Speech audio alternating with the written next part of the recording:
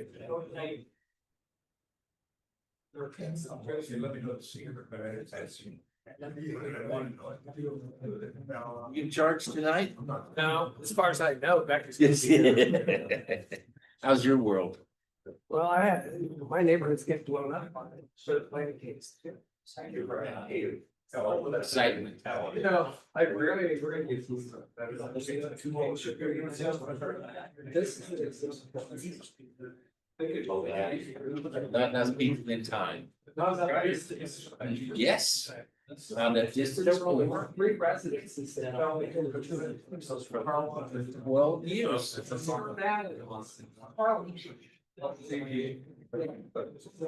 Dozen. Yep. That's 4. Yep. Yep. Talk to me, buddy. The accident is right there, blocks with 2 lane, 4 lane, it's a shared access. I love it. That's why. That's where I'm going. That's on purpose. It already is. Oh, certainly, you must laugh at some of my ignorant questions. It's just a common sense thing. Instead of 300, I think it's 300 yards. There's not enough time either. Only the city council. It's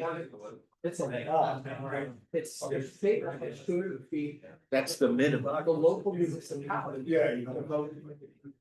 Farm. Yeah. I can't vote to make it less. When it was brought here.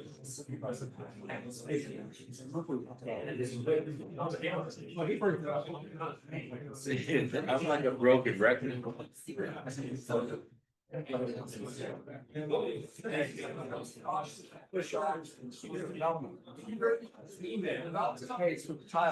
Yes, and they paid for the mailings too. And they paid for the sign too, I believe. So. But it's all.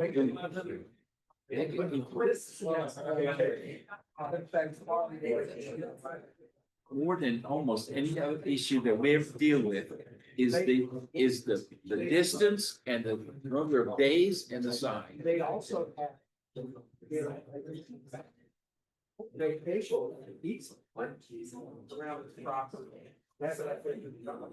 So how you this is our side.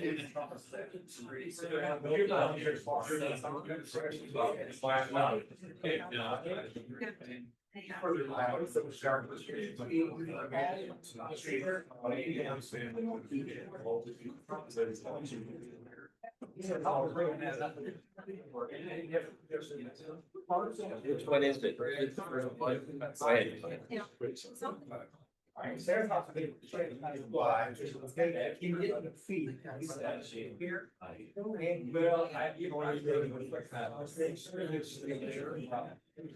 And they did it?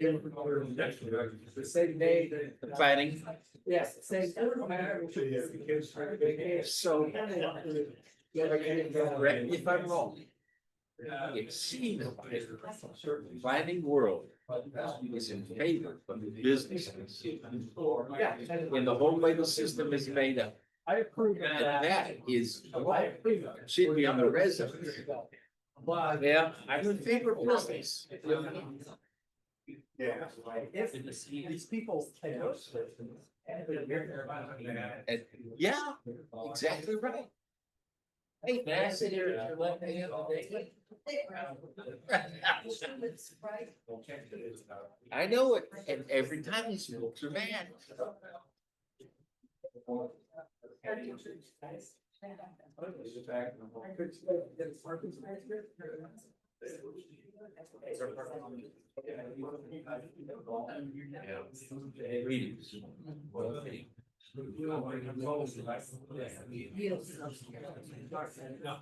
It's like that's right.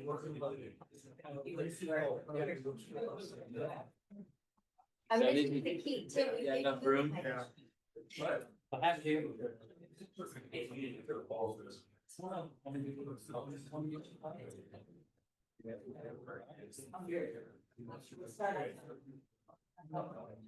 Okay.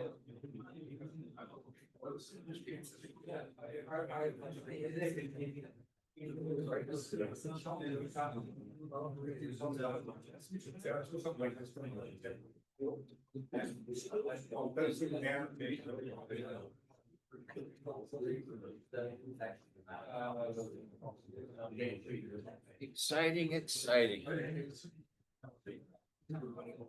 I'm not.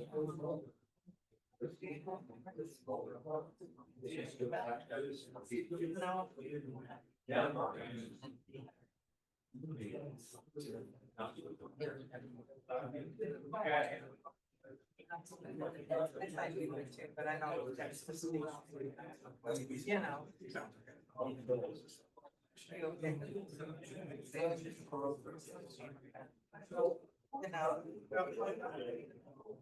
I hope these guys don't get on Zoom and repeat everything they have in their reports. It would save us a lot of time. All right, here's the agenda. That's minutes.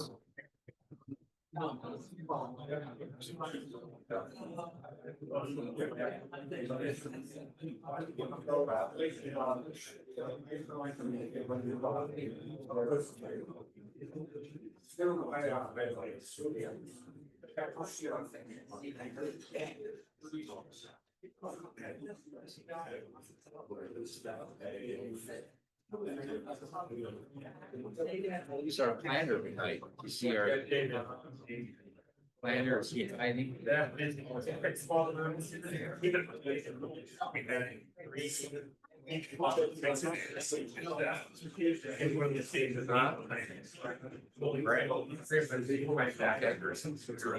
That's what I recognize. That's great.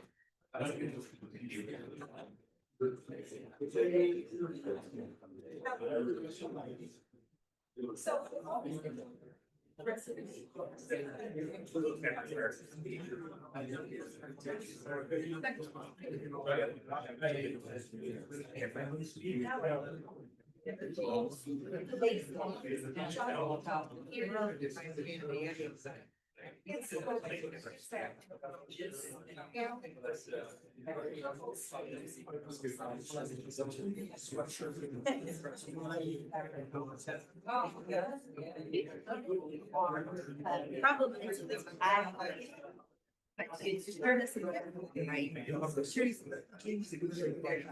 Thank you for walking with me. Did you find a place to park? On the gas station, I probably have to park when I get back. See that recent put out alert, hey, this is hot topic, so I'm early. Yeah, new, right? Will we be the next one? Will we be in the next? We should, yes. Very That would be very. Do you like my mega post-it note? Here, I'll give it to my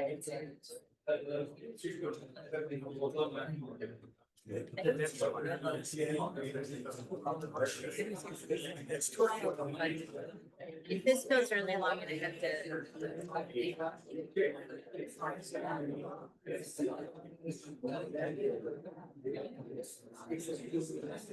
Did our good acting break the house?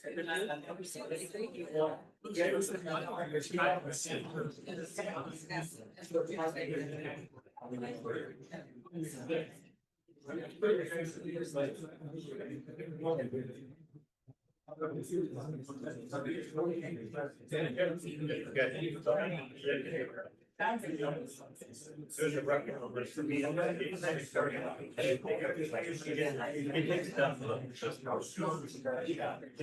exactly how it goes.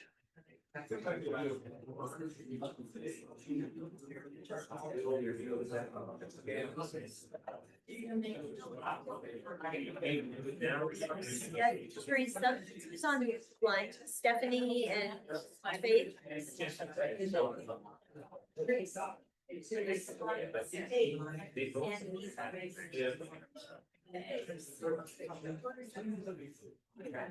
Stephanie, Faith, Tracy, Mila. Stephanie, Faith. Okay.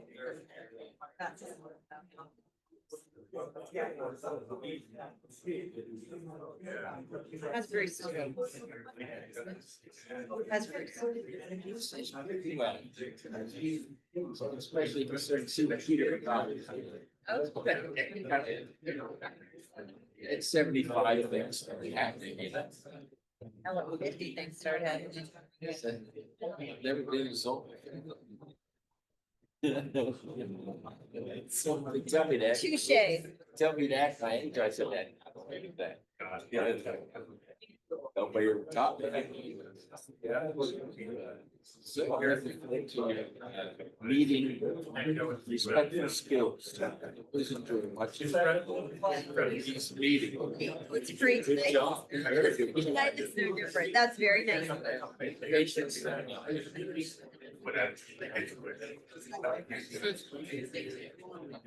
It's humorous to see the exaggeration in it. Never been spoken.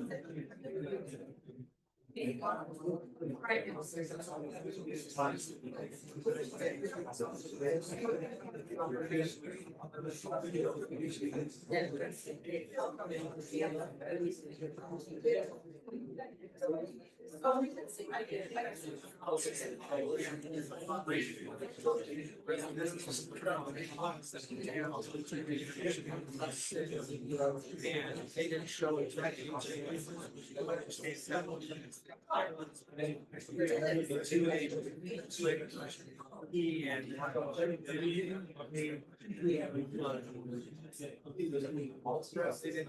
Wait. John.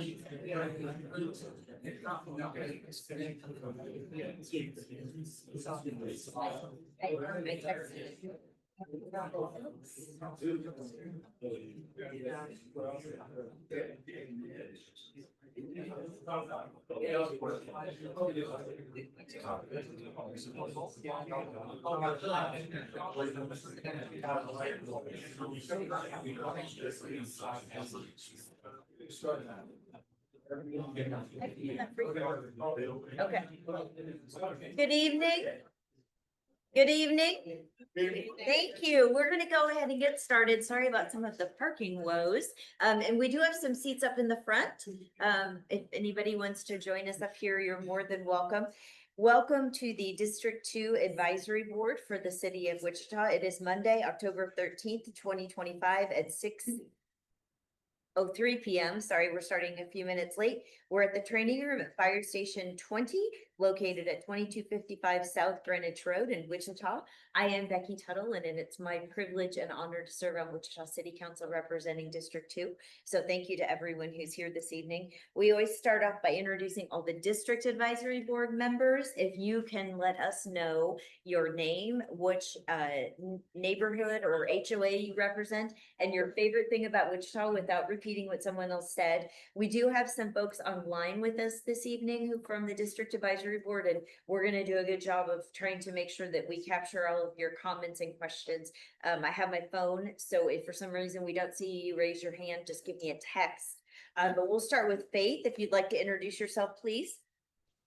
Hello, Faith Martin. I represent the East Ridge Neighborhood Association.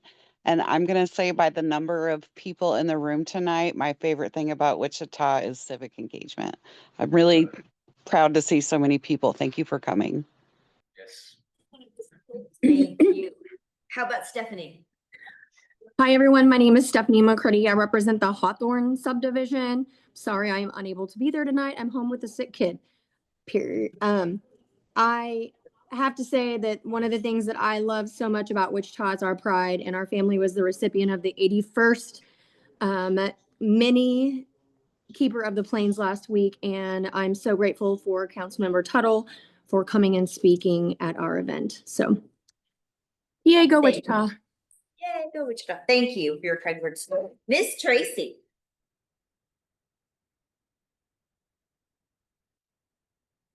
Tracy? Okay, we'll go to Mila. Hi, everyone. My name is Camila Burrell. I am a homeowner in the Brentwood Village neighborhood, and my favorite thing about Wichita is the College Hill Halloween decorations. Mr. Jim, we'll start down here and then we'll just work our way this way, okay? Okay, Jim Groff, and I'm on the board with the Western State Homeowner Association out on Area 127. And favorite thing is going to be our police department. A tough job, and they get a lot of rough times going about. I'll tell you, from parades, various things going on, the protection that we're all given is pretty outstanding for the size of our community, the size of this department. And to finish that off is the good news of what's happened with a bunch of free hospitals. Thank you. Good evening, I'm Tim Johnson. I represent the Willamette neighborhood. I see a lot of familiar faces out there this evening. Thank you. My favorite thing about Wichita right now is that we're about to begin college basketball season. My name is Bruce Gass, and I represent the Chisholm Creek Homeowners Association. And inadvertently, I'm afraid I am the champion of stupid questions in this committee. And my favorite thing about Wichita right now is the level at which Cheney Lake is. Yes. All right. There will be water. My name is Aaron Miller. I represent the Bonnie Bray Homeowners Association. I think my favorite thing about Wichita right now is seeing all the development with the biomedical campus going on downtown. My name is Con Wynn. I represent Woodland Lake Estates. My favorite thing about Wichita is the sense of community here. All right, thank you very much. I don't see that we have Chris or John, and I'm okay, but we still have quorum, so that's great. Next on the agenda is the approval of the, approval of the agenda for tonight, October 13th at 2025. Yes, Excuse me. I vote yes. Do we have a motion before we vote? I motion. Okay, Bruce, then Tim, any changes? All those in favor of approving tonight's agenda, say aye. Aye. Aye. Anyone opposed? Aye. Okay, anyone opposed, nay? Passes unanimously. Next, we have approval of the minutes from September 8th of 2025. Teresa, as always, did a fantastic job Yes. preparing the minutes for us. Does anyone have any changes or corrections to make to the minutes? I move to approve. Thank you. Is there a second? Okay. Any comments? Okay, all those in favor say aye. Aye. Anyone Aye. opposed? Thank you. Anyone opposed? Okay, passes unanimously. Thank you, Teresa, for doing an amazing job. And Teresa, I forgot to have you introduce yourself. My bad, I'm so sorry. Okay, my name is Teresa Beasy. I'm the Community Services Representative for Districts 2 and 5. Thank you very much. Is there anyone here this evening who would like to make comments on something that isn't on the agenda? Okay, seeing that, we're going to go to board agenda. We don't have updates, issues, or reports, but we do have a city manager search committee update. Jennifer McDonald, who used to be one of our district advisory board members for years. I have asked her to be my appointee for the City of Wichita manager search position. Mr. Layton is retiring after 16 years of dedicated service to our city and 47 years of service as a public servant. And so we have a committee, each council member and mayor appointed folks to the committee. Jennifer graciously agreed to be mine, and I'm happy to report, because District 2 is the best. Woo, she's the chair of the committee. And we've asked Jennifer to join us this evening and just give us a quick update. I know, Jennifer, I think there were 83 applications received, maybe 17 qualified moving forward, but anything you can provide us, just a quick update would be greatly appreciated. Yes, absolutely. Thank you, Becky, for inviting me to provide an update this evening. It's great to see so many familiar faces and the room full. So as Becky kind of recapped, the city manager announced his retirement in the springtime. And so the selection committee was formed, right around August. And our first task was to engage an executive search partner. So there were like 20 RFPs that were submitted, and we interviewed several firms and we selected CPS HR Consulting to be the firm to work with us through this search. They have over 40 years of experience conducting public administration executive searches nationwide and have a really good track record of success. So we're excited to be working with a really strong partner because this is a big position, and Bob has done such a great job for many years. So one of our first tasks was really to develop a detailed position profile and determine the ideal candidate. So we conducted over 20 stakeholder engagement meetings to really get community input on the ideal characteristics of the new city manager. We also launched a public survey, so hopefully some of you were able to see that survey and participate in that. We launched it in English, Spanish, and Vietnamese. The survey has closed, but we received over 1,046 responses, which just shows how, to what Faith said, we have such great civic engagement here in the city of Wichita. And so we got city input on the ideal candidate profile. As Becky alluded to, we did receive 85 resumes, candidates from a wide range of backgrounds and experiences. We have then narrowed those candidates down to 17, which really closely align to that candidate profile. And those 17 candidates are going to be phone interviewed by our search firm later this week. That's awesome. So some key dates and milestones that we're tracking. The first round interviews, which will be conducted by the selection committee, that's really our biggest lift. So that will be Thursday and Friday, November 6th through 7th. And our goal is to narrow it down to 4 to 3 finalists.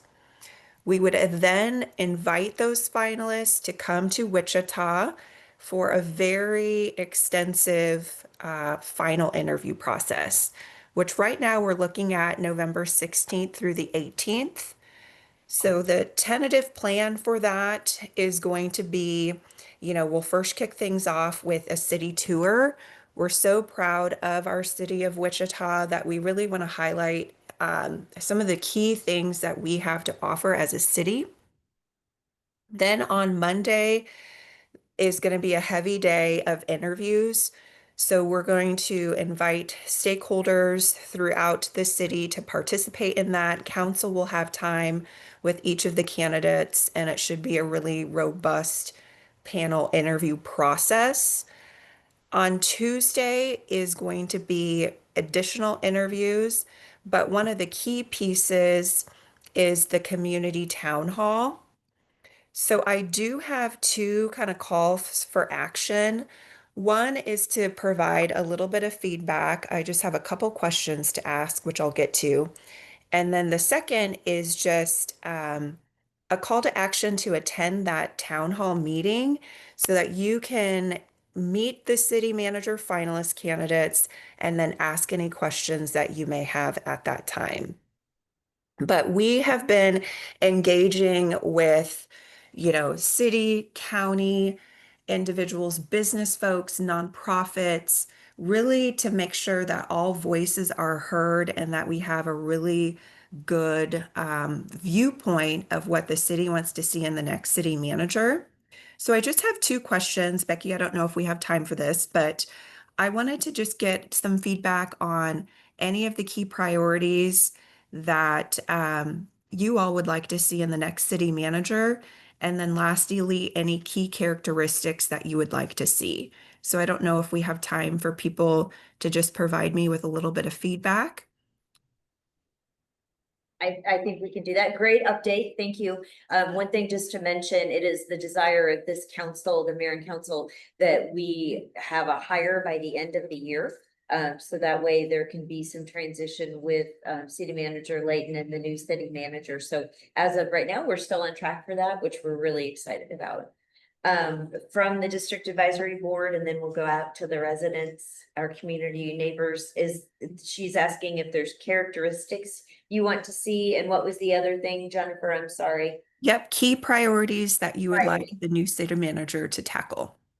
Priorities for the city manager to tackle the new and characteristics in a new city manager. Anyone from Tracy, I sent you a text. I understand your speaker isn't working great, but we'll try and keep a hold of the chat.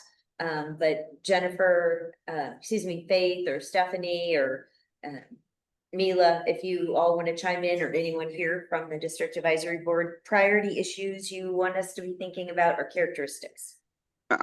Could you say what the date of the town hall again is, please? Yes, it is November 18th. Okay, And there perfect. will be more information on the city website. So there is a page on the website dedicated to the search. And then they've been really good about sharing updates on social media.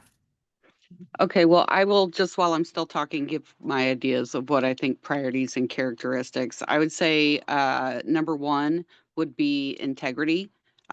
Making sure we have a city manager that is going to do the right thing, not only for their staff, but for the people of Wichita, and that they are able to walk back some of the issues potentially for priorities. My number one priority, make sure we are walking back some of these issues where the city has not been able to either have good deals. And I know we've taken a lot of strides, but like the public perception is that there's still a lot of things that need to be walked back. And I would say that would be the first thing I'd like to see them. The second thing I'd like to see them do is spend the next 6 months after they're hired, making sure that they have a really good handle on staffing and pay and that kind of stuff. Thank you. Thank you.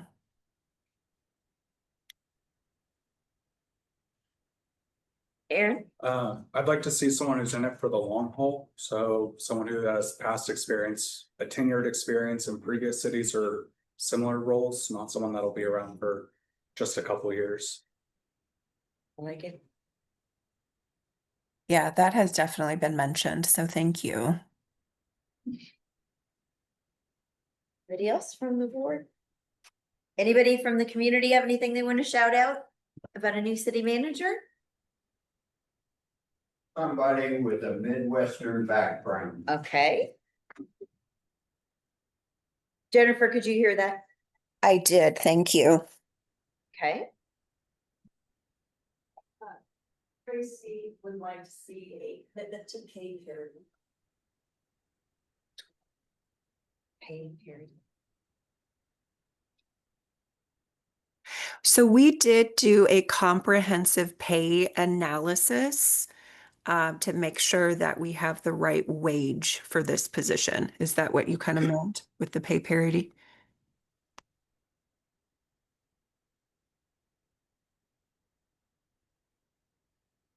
Is she typing? Jennifer, Tracy's participating via chat, so she said yes. Okay, perfect. All right. Jennifer, if anybody has anybody in the room or any of the district advisory board members are like me, and sometimes I need to marinate on things, they can just send their comments to me. If they don't want to send them to me, they can just let me know that and I'll give them your information. But as I hear more feedback from our district advisory board and our neighbors, I'll be sure to pass that on and let you know. Wonderful. And I'm available to take any questions if anyone has any questions for me at this time. Any questions? I don't see any. Oh, sorry, Bruce has one. This is shocking. My name's Bruce, and I just want to thank you for being part of this committee and chairing it. Yeah. I know that can be pretty exciting. Yeah, Bruce stole my thunder. I was gonna say, Jennifer, thank you. I took this appointment, as I do all of my appointments, extremely serious. I was looking for someone with certain criteria and you absolutely checked every single box. I know you're so busy with everything you already have as a commitment. So for you to take this on and to take on being the chair just shows your commitment to our community. So thank you. You're welcome. It's been a pleasure to serve. Jennifer, can I ask you one more question? Yes, absolutely.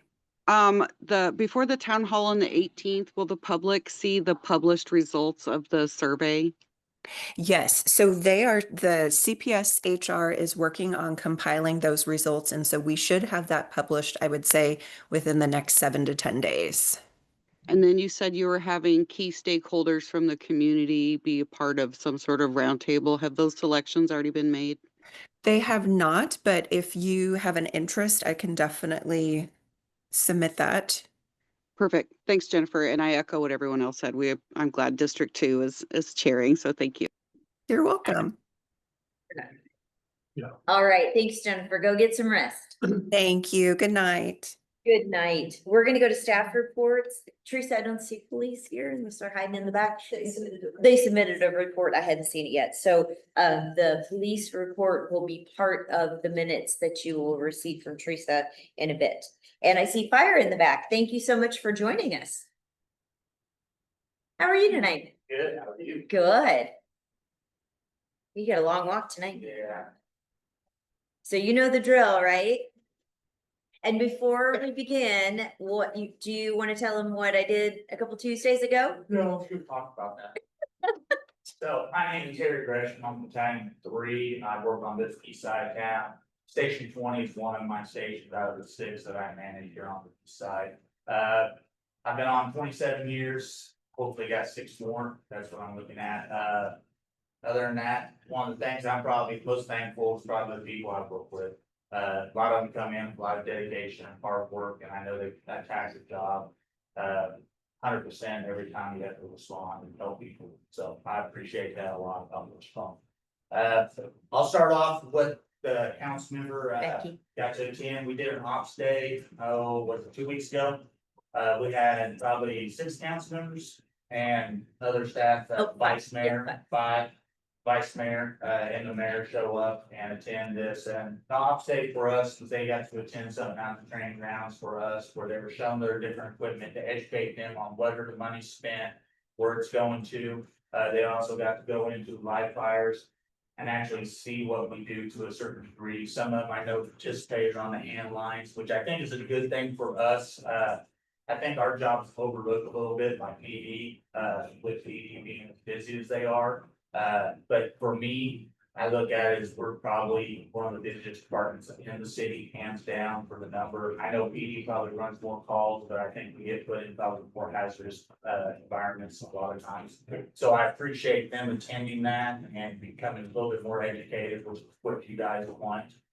So they can put their money to where it's supposed to be, which that adds on here between now and 28, you should be getting 10 to 11 new fire engines. You'll start seeing them on the fleet. When we get them, that will completely pretty much replace the older fleet out of our 23 straight stations. And then that'll sit there and start to replace the stuff out there. Actually, 22 stations, 23 will be coming. We'll also have 3 new tower trucks that are coming. So this is all good for everybody here because it'll also allow us not to be in the reserve rates as much due to anything else of our front line. A couple of stuff, really in that 2 area, we haven't had any major emergency fires lately. Usually we put out a list and it'll be online too, because I know Teresa gets it, so you guys can always look on there and it'll show fires throughout the city. District 2, we didn't have anything that we consider where it's gonna go on that. Just remember though, just because it's not on that paper, we're still responding to fires. A lot of the fire group response were small, kitchen fires, stuff of that sort. So usually we respond to those. Damage is limited because of our response time to get there was between about 5 minutes on most major fires or any kind of fires. So don't think that because it's not on there, the firefighters on the east side aren't busy. Besides the emergency calls and the medical calls we run, our firemen are out doing inspections. You'll see them out a lot more. Something that we kind of laid off with COVID, but we're getting it back up. So they're out checking all the businesses and stuff and doing inspections out there. Let's see. The training days, she could probably elaborate on more than I could on what they liked. I heard some good stuff out of that. I think the biggest thing is going into a fire for them to see what it's really like and how confusing it can be, how disoriented it can be. So I think the good thing is that they got to see a little bit of what we do. that's a good benefit for us. And fire prevention week was this last week. I don't know if anybody has questions, and a lot of people don't on that. You know, my biggest thing on that is everybody have your out of your house. Know which way you're going when you're in your home. Know if you have a fire and say it's by your front door, what way are you going if it's by your front door? Know that inside now. A lot of you probably lived in your homes for a long time, some of you haven't, but that is something that you need to know, because it's really quick to get disoriented. It still goes back to a lot of us were taught in school, go on the floor and check the doors with the back of your hands. None of that has changed. Same thing, you can't get out of your house, go to your window, close that bedroom door, break your window. Because at that point, you can holler at us, you can hang a blanket outside your window, we're gonna know the same thing out of the work there. If we see that hanging outside your window, then we're gonna be checking that. So we're probably gonna come into the window and knock on your bedroom door. So just there's little tricks, just make sure you're aware of your environment, that'd be the biggest thing. Thank you for a great report. I just wanted to highlight something you said.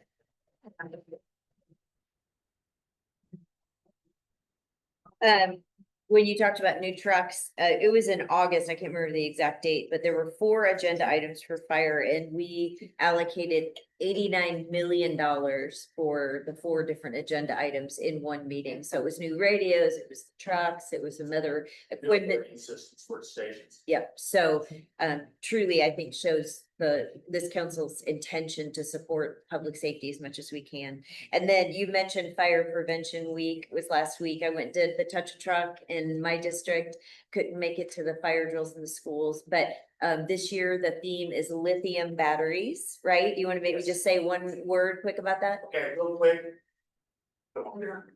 Oh, sorry. So biggest thing about lithium batteries, and we all see them out there and we get on them everywhere, and our rechargeables, anything that's rechargeable, lithium batteries in your phones, everything else, lithium batteries can heat up really quick. If you have your chargers at home for your DeWalt batteries, anything like that. My recommendation is a lot of people just leave it plugged in, put their batteries in there and leave them running, just unplug them once they're charged. If you need to charge them back up, that's fine, but the biggest thing is uncharge this stuff, it can overheat.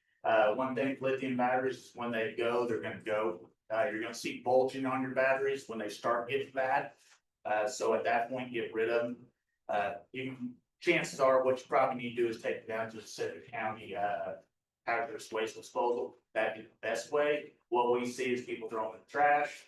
They're sitting out in the trash, they get thrown in the trash truck. At that point, they get jostled around, and we see a trash truck driving down the road, smoke coming from it.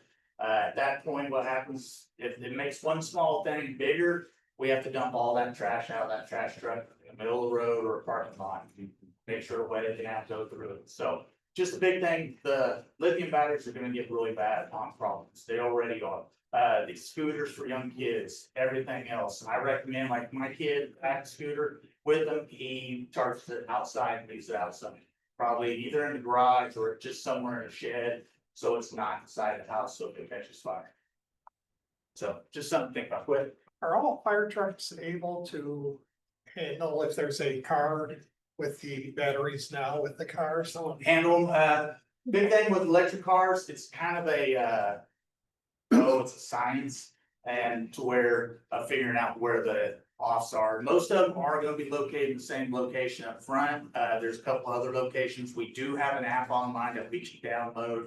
That's national. It'll tell us all different styles of cars. Most of the time when we get to a car fire that's electric, biggest thing is trying to put it out. It takes a lot of water to get out electric car fire if it's burning.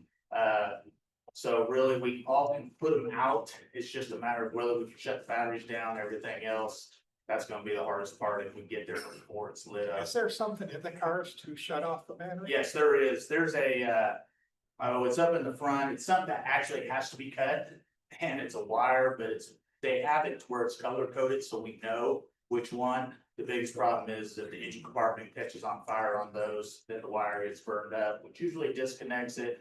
But the problem is that battery will still stay charged for a long period of time. The biggest problem we have too is with a electric car, we can load it onto a trailer and take it to a salvage yard after it's been in a wreck or on fire. A lot of times it'll catch on fire there because that battery will just keep doing the same thing as your home little batteries do. They just keep heating back up, heating back up. Once you put it out, the water dissipates, heats back up, starts on fire. So if the individual that owns the car is in an accident, there's nothing he can undo. Not really. We probably recommend not. We'll just take care of that when we get on city. It'd be safer for you, just for the legal loan. And as we're looking at our charging stations, where we place them, that's one of the things that we're thinking about is proximity and, you know, fire capacity. We had one of our electric vehicles, one of our transit, our buses, had a fire and 39,000 gallons of water. It took 2 days to get it out. The building, we put the fire out really quick, but it took forever for the battery. Yeah, Yes. it's a matter of time. Yeah. Part. All right. Thank you for your service. We truly appreciate you. you. Stay safe.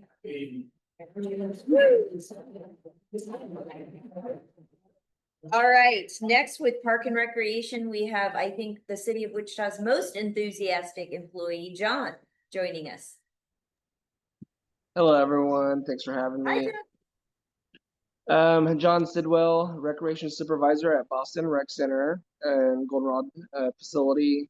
And I would say right now, my favorite thing about Wichita is all our vast different amount of trees that we have during the fall makes for a lot of different colors, and I appreciate the fall myself, so it's nice to be able to go for a drive and just see all the different colors. And to get started, I'll start off on aquatics. All aquatic facilities are now closed, including splash pads. And right now we're working towards cataloging facility issues to meet with building services. So that way we can go ahead and get started towards the next season. And then in the athletics, our final registration number for football this season is sitting at 776 participants. This is a 343 increase from last year's enrollment. In our middle school division, that's playing in our new feeder system format. We were able to create 4 teams in our 7th grade division and 3 in our 8th grade division. And those teams were proud to actually wear their jerseys to varsity games this year. So they were pretty excited about that. And as far as the Miracle League, the baseball final enrollment was at 76 participants. That's a 31 participant increase from last year. So that allowed us to go from 4 teams to 8 teams for the league. And then as far as South Lakes goes, Friday's slow pitch co-ed softball has maxed out its enrollment with 16 teams, and that will make it the 4th straight year that it's done that. And then at Boston Rec Center, we just received 2 new signs. One's right at the entrance to the parking lot on Zimmerly Street, and the other one's along Woodlawn between Harry and Lincoln. So we have a Boston Park sign and a Boston Rec Center sign now that's updated. And then Craig Campaign, the tenant at Boston, held a showcase this month that allowed their catering vendors to show off their business and the kind of food that their company provides. And just a little bit about Craig Campaign for those that don't know what exactly they do. Craig Campaign is a tenant inside the rec center at Boston, and what they provide is just the opportunity to try and increase minority and female-ran businesses. And they have that program for many sectors. But Boston is an incubator site for the culinary section of sector for like catering like businesses. And we're going on 3 years of that partnership. And then Saturday, September 20th, Boston was the hosted site for the free East Ridge neighborhood cleanup that ran from 8 a.m. to 12 p.m. I think it's a great thing for those of you that live in the East Ridge Neighborhood Association. I encourage you to take advantage of that. It helps save you costs from having to go to a landfill, and 2, it helps keep the community nice and picked up. So, and they usually do that, I believe, once or I want to say twice a year. But generally, I know they do one in September. annually. And then as far as the Open Streets ICT event, we had that on Sunday, September 28th. There were over 25,000 people that attended the annual event, and we had over 200 food trucks and vendors attended the event. This year's event, we closed 2.5 miles of Douglas from Grove Street heading west to Seneca. And it was beautiful weather. And me being growing up in the 90s, seeing kids play outside, it's always amazes me to see, kids out in the streets playing freely without the fear of, having, traffic and all that, since it's all blocked off. So, and then as far as Great Plains Nature Center, they delivered 56 educational programs reaching over 700 children, including more than 230 underserved youth. Over 130 East High students participated in our aquatic education field trip, where gave them the opportunity to learn about watersheds and water quality through hands-on stream data collection. Then as far as Napster Park goes, this month Orange Theory hosted 2 events at Napster Park as part of a collaborative agreement with the city. In return, they actively help promote Napster Park through their events and marketing channels, increasing public awareness and engagement with that space. And also this partnership supports our broader goal of activating public parks through community-driven programming and mutually beneficial relationships with local organizations. Then as far as we brought back this year our Floating on the River program, and we held our last float on September 23rd. We started the program off with 25 new kayaks. Unfortunately, there were a lot of weather-related issues that caused multiple of the programs to cancel. Large amounts of rain throughout the summer caused the flow rate of the river to be at speeds up to 5 times the acceptable rate for the recreational program. But the river was also closed for public use during these periods. And out of the 9 float sessions that we held, only 4 were able to go due to the weather. But it was able to reach out to 70 participants, and 85 were turned down because of the weather. So we're hoping for a better result next year. And let's see here. At Ralph Walls Tennis Center, we had a 6A junior varsity tournament event. It was on September 19th, and 120 high schoolers participated in that. And then O.J. Watson Park has changed their summer hours, which are usually 8 a.m. to 10 p.m. Now they'll be functioning underneath their fall hours, which will run 8 a.m. to 6 p.m. And rides will be offered on Saturday and Sundays from 12 to 5.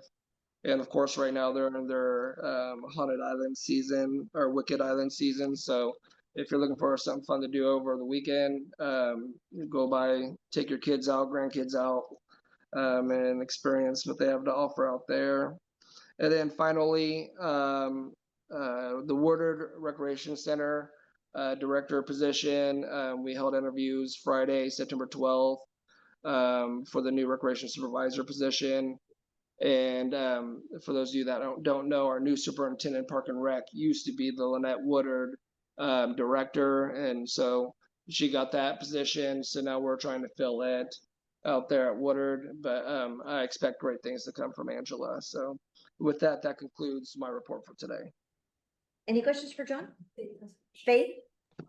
Hey, John, thank you for mentioning the Eastridge neighborhood cleanup. We have that once a year, not twice a year, but we did fill up 7 of those giant pallet trash cans. So on behalf of Eastridge Neighborhood Association, we really appreciate partnering with the city for these cleanups. They're really necessary.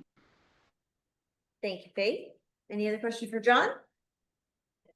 I don't see any. John, thank you so much for all you do. I encourage people to check out the Evolve magazine to learn more about what's going on in Park and Rec and cultural arts. You can also look online, but I always say if anyone's bored in Wichita, come sit next to me and I'll tell you all the great things that they are to do. And Park and Rec, most of our activities are low cost or no cost, which is truly a benefit to the community. So thanks, John. Have a good evening. You too. Okay, next on the agenda, we have Public Library, our other John. John, this is the last month that we'll be here. We're coming back home to Rockwell. Yes, ma'am, we sure are. Good evening, everybody. My name is John Clary. I'm the manager at the Rockwell Branch Library. And my favorite thing about Wichita right now is the remodeled Rockwell and the new addition and all the amenities we have added. So please come visit us. We had a soft reopening last month, and we're looking forward to a grand reopening on November 15th. That's a Saturday, and we'll have a full day of programs scheduled for our grand reopening. And we are looking forward to hosting the DAB 2 next month on Monday, November 10th at 6 p.m. So we're looking forward to welcoming you all back. And here's what's happening at the library this month of October. The Friends of the Wichita Public Library will be hosting a merchandise sale in honor of Banned Books Week that began October 1st. The theme for 2025 is Censorship is So 1984. This plays off of George Orwell's novel 1984 and serves as a timely reminder that censorship has no place in our society, despite the recent escalations and attempts to ban books in libraries, schools, and bookstores around the country. The Friends Bookstore will have themed bookmarks, bracelets, buttons, stickers, and a voucher for a limited edition library card.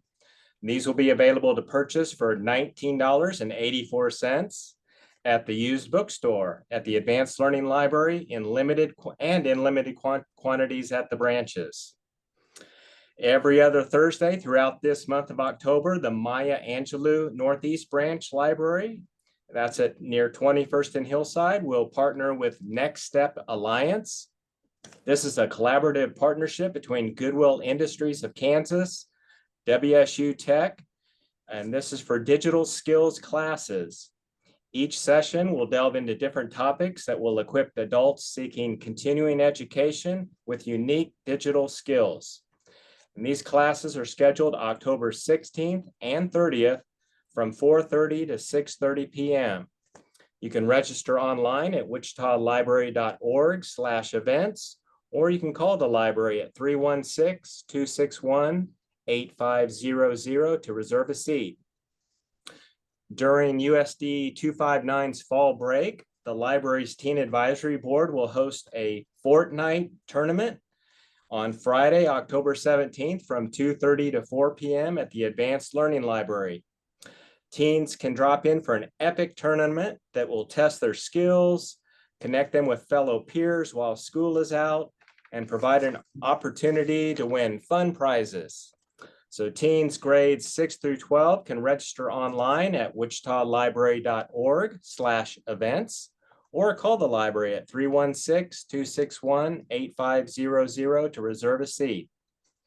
And to celebrate Halloween this month, the Advanced Learning Library will host Spooky Stories for Grown-ups. This is an after-hours storytelling event on Friday, October 24th from 7 to 9 p.m. This immersive performance will include a diverse group of local performers and actors reading scary, fun stories that will make you want to leave a light on at night. It'll be hosted by Madam May and Madam May's Frights. The stories will be presented in this program are intended for adult audiences and may contain some violence, some gore, and frightening situations, so discretion is advised. Lastly, the library's meeting room facilities policy will be changing in January of 2026. Organizations and nonprofits engaged in advocacy, civic, charitable, educational, intellectual, or religious activities will be available to reserve for free so long as the group and activities involved support the library's vision and strategic goals to be a community hub for learning and engagement. The meeting rooms will no longer be available to reserve for commercial purposes or private or individual use. And for more information about this new meeting room facilities policy, please visit our website, wichitalibrary.org, and it'll be under services and meeting rooms. And that's all I have for this evening. I'm ready to take any questions if anybody has them. Any questions for John from the District Advisory Board? John, it looks like you did such a great job. We don't have any questions. Fantastic. Well, we look forward to hosting you next month. And You have so, a question now? yes. Hold on, John. We have one from the community. Hold one Sure. sec, John. It's not a question, it's a comment. On October 28th at the Advanced Learning Library, the Wichita Public Library, in partnership with the League of Women Voters, will be hosting a Tuesday topics beginning at 6 p.m. The topic in October is misinformation, disinformation, and AI. And the public is welcome, and there are usually snacks. Awesome. Thank you for the update. All right. Thank you very much, John. Have a wonderful evening. You're welcome. You too. We'll see you next month on the 10th. Yeah, we can't wait. Okay, so we're going to go to new business. Before we begin, I'm just going to give a little bit of an update. So everybody, District Advisory Board and our neighbors who are joining us here this evening. So we are going to follow the golden rules. We have the golden rules in front of us.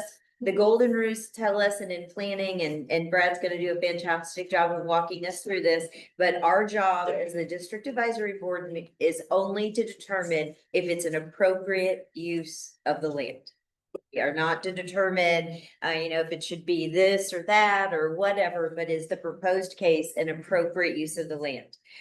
Just so our neighbors know, I must remain neutral during this process by state statute. I cannot share my thoughts or opinions here at the Metropolitan Area Planning Commission. If residents call me, if the applicant calls me, I must remain neutral. The only time that I can make my remarks and cast my vote is at the city council meeting. Also, just to let everyone know a little bit about the process. So we're going to have a wonderful presentation from Brad. The District Advisory Board members online and in person can ask Brad any questions that they have. Then the applicant will have time to come up and make a presentation if they choose to do so. Then the District Advisory Board members can ask the applicant questions. Then we will open it up to the community. Tim has agreed to be my awesome timer. Anyone who would like to speak has 3 minutes. We would ask that you only speak if you are going to say something new.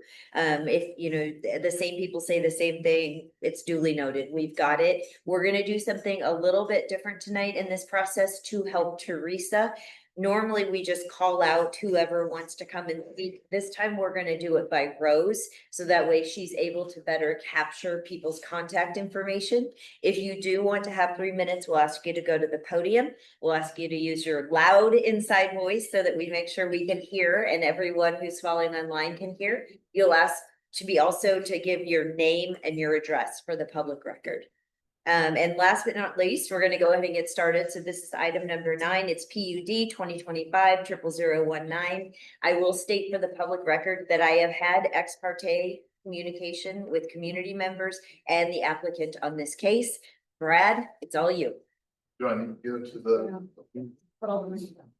Okay.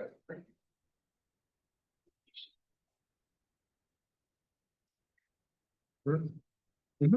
All right, good. Don't know if that might does anything, but calling break a little bit. Brad, can you speak up just a little? Yes. Use your loud inside voice. Of course. Good evening, my name is Brad Etherly of MAPD. Tonight we are discussing PUD 2025-00019.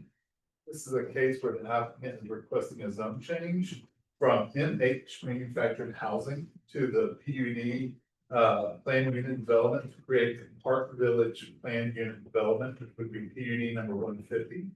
The subject site is 73.8 acres in size and is located on northeast corner of South Greenwich Road and East Wadman Street, containing multiple addresses. Subject site is currently developed as a manufactured home park. The applicant is requesting the zone change in order to allow manufactured homes in conjunction with a recreational vehicle campground. The proposed RV campground would be integrated into the existing community and would utilize the current infrastructure on site. Uses permitted by right would be those allowed in the MH zoning, which includes manufactured home park. In addition to, an RV campground, no camping spaces for tents shall be permitted on the site. The site would also remain subject to the development standards for the MH zoning district.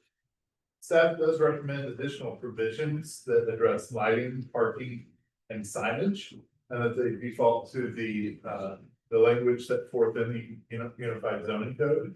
The applicant has requested that in lieu of meeting screening standards that are in the UPC, that they modify the setback standards for the RV campground and limit the amount of space utilized for the RV campground. Staff is in agreement with their request to provide a minimum 120-foot setback for the RV campground uses and adjacent to single or two-family residential uses. And RV campground uses shall be limited to 50% of the PUD area. The UZC normally requires a solid screening fence when abutting the residential zoning.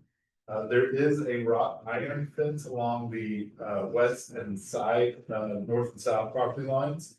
An established row of trees along with chain link fence along the rear lot line, which is the east lot line. Solid screening would be required except in those situations where a landscape street guard or landscape buffer sufficiently comply with the code are allowed. Staff recommends that the applicant follow the lighting standards, which basically keeps the light poles at 15 feet within 200 feet of residential zoning districts. Staff recommends the signage shall be for the MH manufactured home district regulations in the Wichita sign code. As far as surrounding context, if we move to the zoning map, which is a few, that one right there, the big colors. Character of the neighborhood is commercial and industrial near the arterial street and residential away from the arterial street.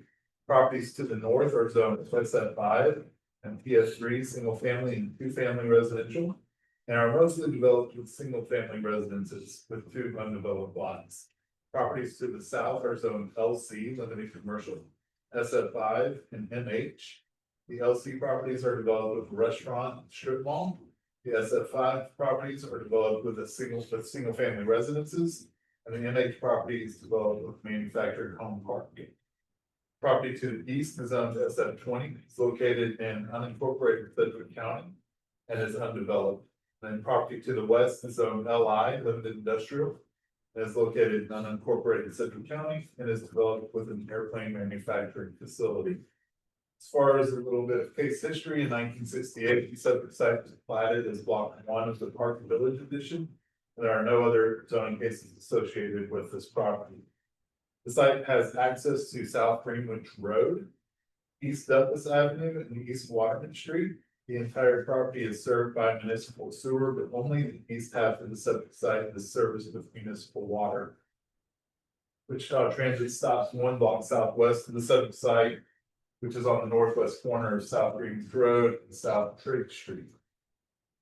As far as plans and policies, the requested zone change is in partial conformance with the community investments plan. The map identifies, if you can scroll down to that one, Teresa, thank you. Map identifies the area to be appropriate for residential, and new employment uses. The plan defines residential as areas that reflect the full diversity of residential development, densities and types typically found in a large urban municipality. And the existing manufactured homes are appropriate within this category, although recreational vehicle campground is classified as commercial use. It is residential in nature and is therefore also appropriate for this category. Plan defines new residential as areas of land that likely will be developed or redeveloped with uses predominantly found in the residential category. Again, the development is predominantly residential in nature, and recreational vehicles introduce a pocket of commercial use. As far as new employment, the plan defines that as areas that will likely be developed or redeveloped with uses that constitute centers or concentrations of employment, primarily in manufacturing, warehouse distribution, construction, research, technology, business services, or corporate offices. And in this case, the proposed development is primarily residential in nature, does not fit within these listed uses. As far as locational guidelines go in the plan, in general, manufactured home parks should be located on large tracts and buffered from lower density residential areas by physical barriers, which include freeways, drainage ways, railways. This site would be required to screen for the code, but is not a large physical barrier such as those described in the plan. All that to say that staff does recommend approval of the application subject to the provisions in the plan unit development that are listed in the staff report, and also the subject to the conditions that are listed in the staff report. And we can go to the site. I can't see the directions, or yeah, maybe I can actually. So the first one is looking south towards the site. Again, another south towards the site. This is a huge tract of land, so we've got multiple pictures of different directions. Looking east towards the site, looking west away from the site. I'm sure there's more. Scroll down. Got looking south away. Another one looking south away, looking north away, and another one looking north away, and there might be some more still. Got looking north towards the site, and another one looking north towards the site. I believe that would be all. And with that, I can stand for any questions. Has the MAPC seen this case? Yes, they saw it on September 25th. I was sick that day. I think that they approved, though, recommended approval. Okay, thank you so much. Other questions from the district advisory board, online or here in person? And I'm trying to watch for you, Tracy, in case you have one. Any questions from the? Yes. So the pictures show towards the site and away from the site. Are they asking to have park RVs there? Like, I don't quite understand from the pictures what they're asking for. And I read through they're asking for an amendment, but so they're asking for camping to be in the housing area? I'm sorry, RVs? Yeah, so they're asking essentially to allow what you would consider an RV campground. Say you were to go to a KOA or something like that, where either people are staying temporarily or in a more permanent situation with their campers to be allowed to use those campers on this property, as well as manufactured homes as well. Quick question. Of course, yes, Jim. So what I understand what you just said was that the people that have their manufactured homes in this area now, there are, I'm assuming, well, there's several maybe vacant lots that are scattered amongst these homes, right? And they're looking into open those up to be able to use those for transit or whatever type, or maybe some time limited or no time limited motorhome parking. Sure, so I don't know exactly what their plan is for where, because if you look at the overhead aerial picture, it looks like it's pretty full.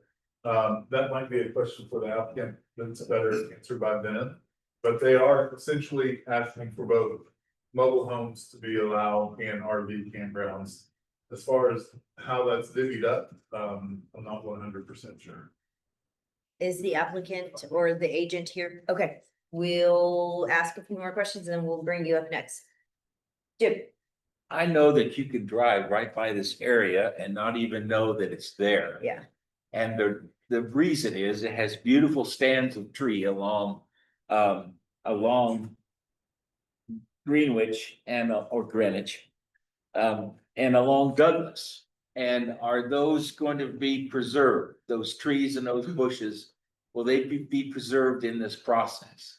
It's my understanding that they will be. We do require landscaping buffers and solid screening as well. The applicants might have more information on that as well, though. Okay. Any other questions for Brett?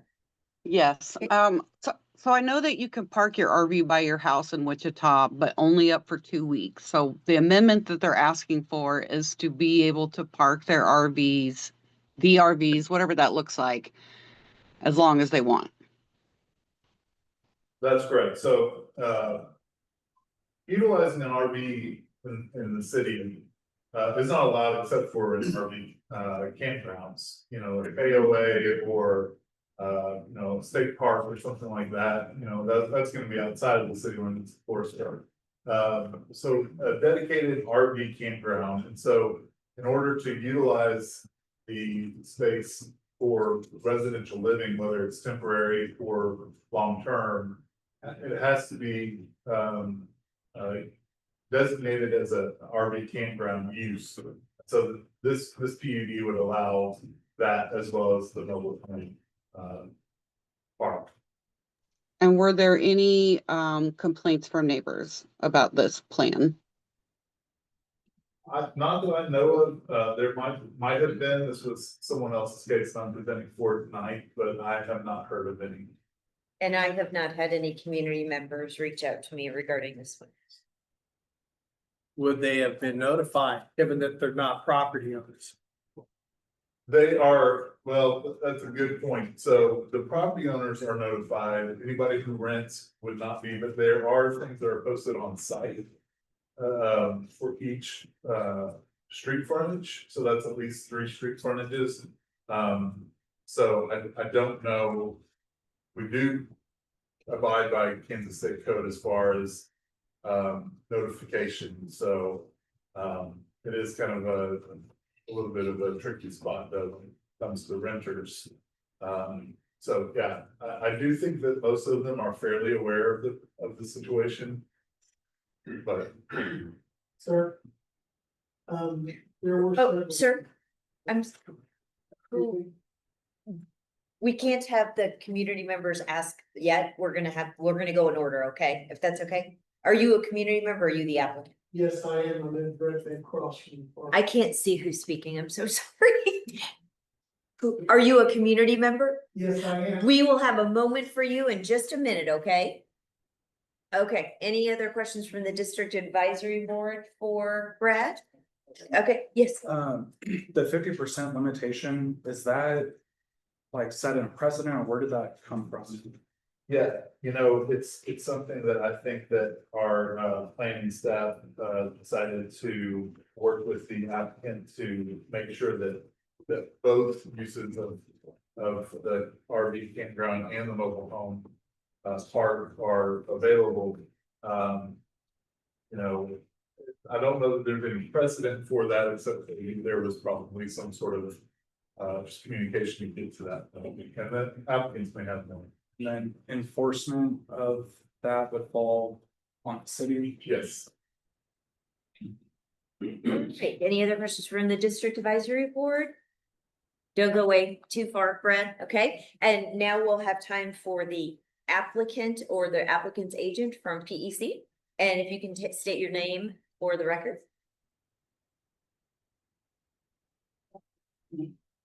Good evening, Lance Onstock, professional engineering consultants agent on behalf of the applicants. And we're gonna give you 5 minutes, okay? If you don't need all 5, that's great. And if you can have your presentation, but then also try and address the questions that were asked, that would be fantastic. Of course. Thank you. So first, as normal, staff does a great job presenting the facts of the case. So on behalf of the owner, we're in agreement with everything that's in the staff report, the conditions that were ultimately recommended for approval at the planning commission. So applicants and staff and the planning commission are on the same page about moving this project forward. So trying to attempt to take notes as those questions or comments are coming in. So generally occupancy wise for the particular park, there's approximately 560 total lots. There's about 75 to 100 that are currently vacant. So again, the PUD as conditioned would allow for the recreational vehicle parking, not storage, but actual use on 50%, although based on current occupancy, we would anticipate that to be significantly lower than the 50%. So to kind of segue into where the 50% limitation came from, so that was conversation between the applicant and staff. To clearly demonstrate that the RV usage is very much an intended secondary use for this property. It's still the owner's intention to fill 100% of the available lots with mobile homes. But identifying that there's a potential service that can be provided with some of the underutilized lots is where that 50% or, you know, the idea behind the application further communicated with a limitation. And then obviously we with staff develops the 120-foot setback requirements. So nothing visually should change based on this. So that 120 feet will make all of these the interior vacant lots only. So what is seen adjacent to the site from Waterman or Douglas or Greenwich will not change based on the use once actually implemented. The owner has no intention of removing any of the existing trees. They're not doing necessarily any improvements out there. We're just utilizing the existing property as is. Although you very well might see, you know, new pad improvements, new utility connections, but nothing that would necessitate any removal of the trees. For that, I'll kind of pause there and let it looks like you guys are busy this evening. So any questions, I'll definitely get. Any questions from the district advisory board members? Bruce? Yes, sir. I just wanted to clarify that this is not a permit to store any vehicles there. It is a permit for somebody to live in their RV at this location. That's correct. Okay, thank you. Okay. A question and 2 comments. First question is, how long can an RV be parked here? Yes. RV campground, I don't believe there's any limits as to how long an RV can be parked. Like I said, it can be temporary in nature or it could be more long term. I know that today's housing crisis, living in your RV is something that some people have chosen to do. And so this would provide a situation where people do that in a fairly cheap way and be in the city as well. Okay. My comments, I remember this mobile home development from 40+ years ago, and I remember being impressed at how nice it was at least then.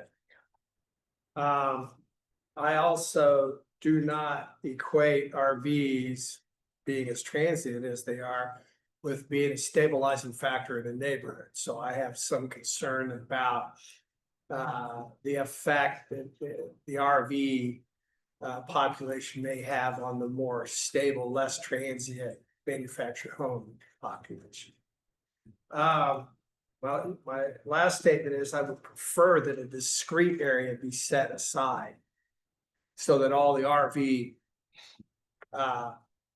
parking is one section of the park, and then the more permanent manufactured housing residents could retain what sense of neighborhood and neighborliness they have.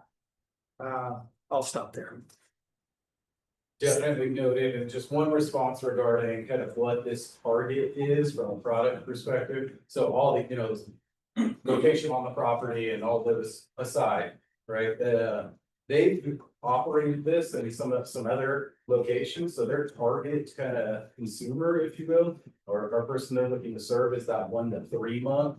So definitely not an overnight stay type situation. It doesn't address some of those other things, but just generally, you know, how long can somebody be there? No real limitation, but the target is really the 1 to 3 months.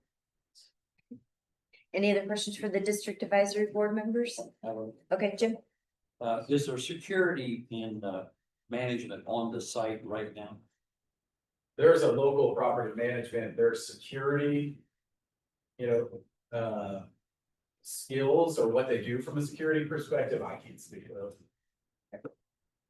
But do you think there is a management is on site? Yes. At that time. Correct. Okay. Any other questions from district advisory board? All right, thank you very much. Don't go too far away. Are there community members who would like to come to the podium and make comments? I know there was one gentleman. If you could just make your way to the microphone and state your name and your address for the record, we'd be happy to hear your thoughts. And we will set the timer at 3 minutes.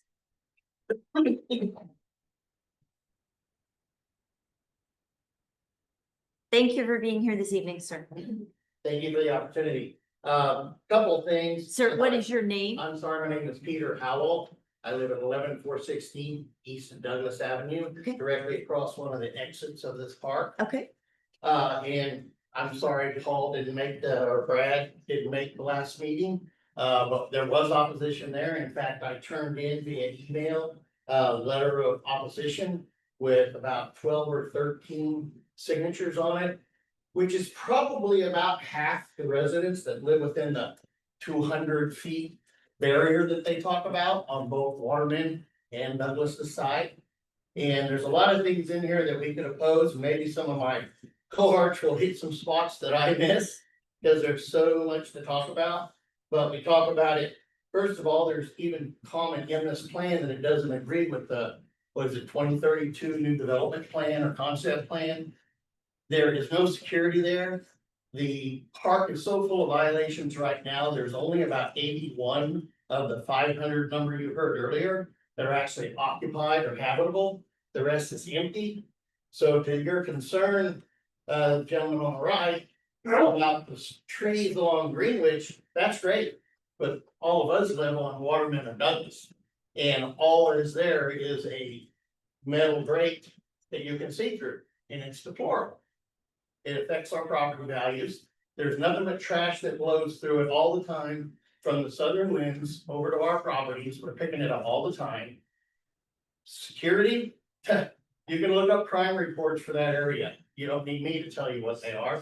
There's constantly police in there all the time trying to correct problems, if they even dare go in there. Violations are rampant. We know there's another avenue for us to call those violations in, because it is kind of private property. But as far as enjoyment, I read something in this plan. I mean, if I'm not mistaken, the approval to move forward was only a 7-5 based on our opposition. It wasn't a 13-0 or 12-1. So at least some people on that other committee saw the concern. The pictures you see here, I don't know where they came from because I submitted 19 pictures along with my petition, and they don't look anything like that. So I would implore this group, this board, to look at the original package and petition that was sent in before the last meeting. It answers some of your other questions you just spoke about as far as what the property looks like. And I agree with this gentleman too. If you are even thinking about going forward, you can't just say they can have a recreational vehicle in there for an undisclosed amount of time. That's not gonna happen. It's not an RV park, as he said himself. They're traditionally in KO areas that are outside city limits. They're not within city limits. And last I checked, I'm paying a lot of city and county taxes. And this ain't helping. Thank you. Thank you for your comments, sir. Thank you. Who else would like to speak on this topic? If you would, and Teresa, this one too, do you want them to go row by row, or is it, I think we'll only have a couple. Yeah. Is there anybody else who wants to speak on this topic? Yes, sir. Please make yourself to the podium and use your loud inside voice. And if you can let us know your name and your address for the public record. Thank you. My name is Larry Hiskin. I live at 11426 East Douglas. I'm sorry, Larry, tell me your last name again, please. Hiskin, Hisken. Thank you. I've lived in this property for 68 years. Oh, wow. I used to trade Eagle and get the paper here. This is the worst I've ever seen. I went about a zoning hearing a couple weeks ago. It just showed the first half of it, which was Park Village. Now it's showing both of them combined together where they've taken a privacy fence down to make it look like there's more attendance inside this trailer court. Last count I counted, the first trailer court, the front trailer court, Park Village, 130 South Greenwich Road, had approximately 320 lots in it. 224 of them were empty. Around 80 people live there.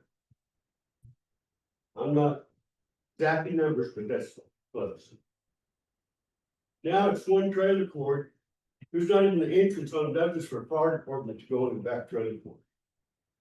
It's a big dip. They have to come all the way down Waterman, drive around. The front trailer court has no names on it. It's either 130 South Greenwich Road with your lot number. This shows all kinds of animal names. I haven't seen that in 40 years. You know, like I said, it's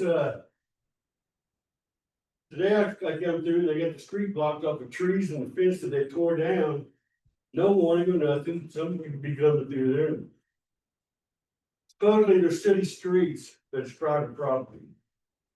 I've never been able to do nothing about it since I've lived there, and I've complained several times. I appreciate you listening to me. Thank you for coming this evening. You. Any? We follow very much a similar format at our district advisory board meeting as we do at City Hall. And so we ask for decorum, so no clapping or comments when other people are speaking. That would be greatly appreciated. Any other person, a community member, neighbor? Yes, if you would like to just make your way to the podium, please.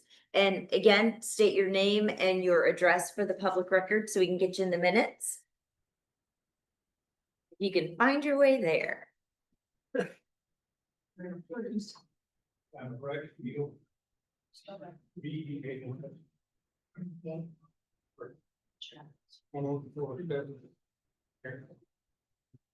You made it easy, Cor. Thank you.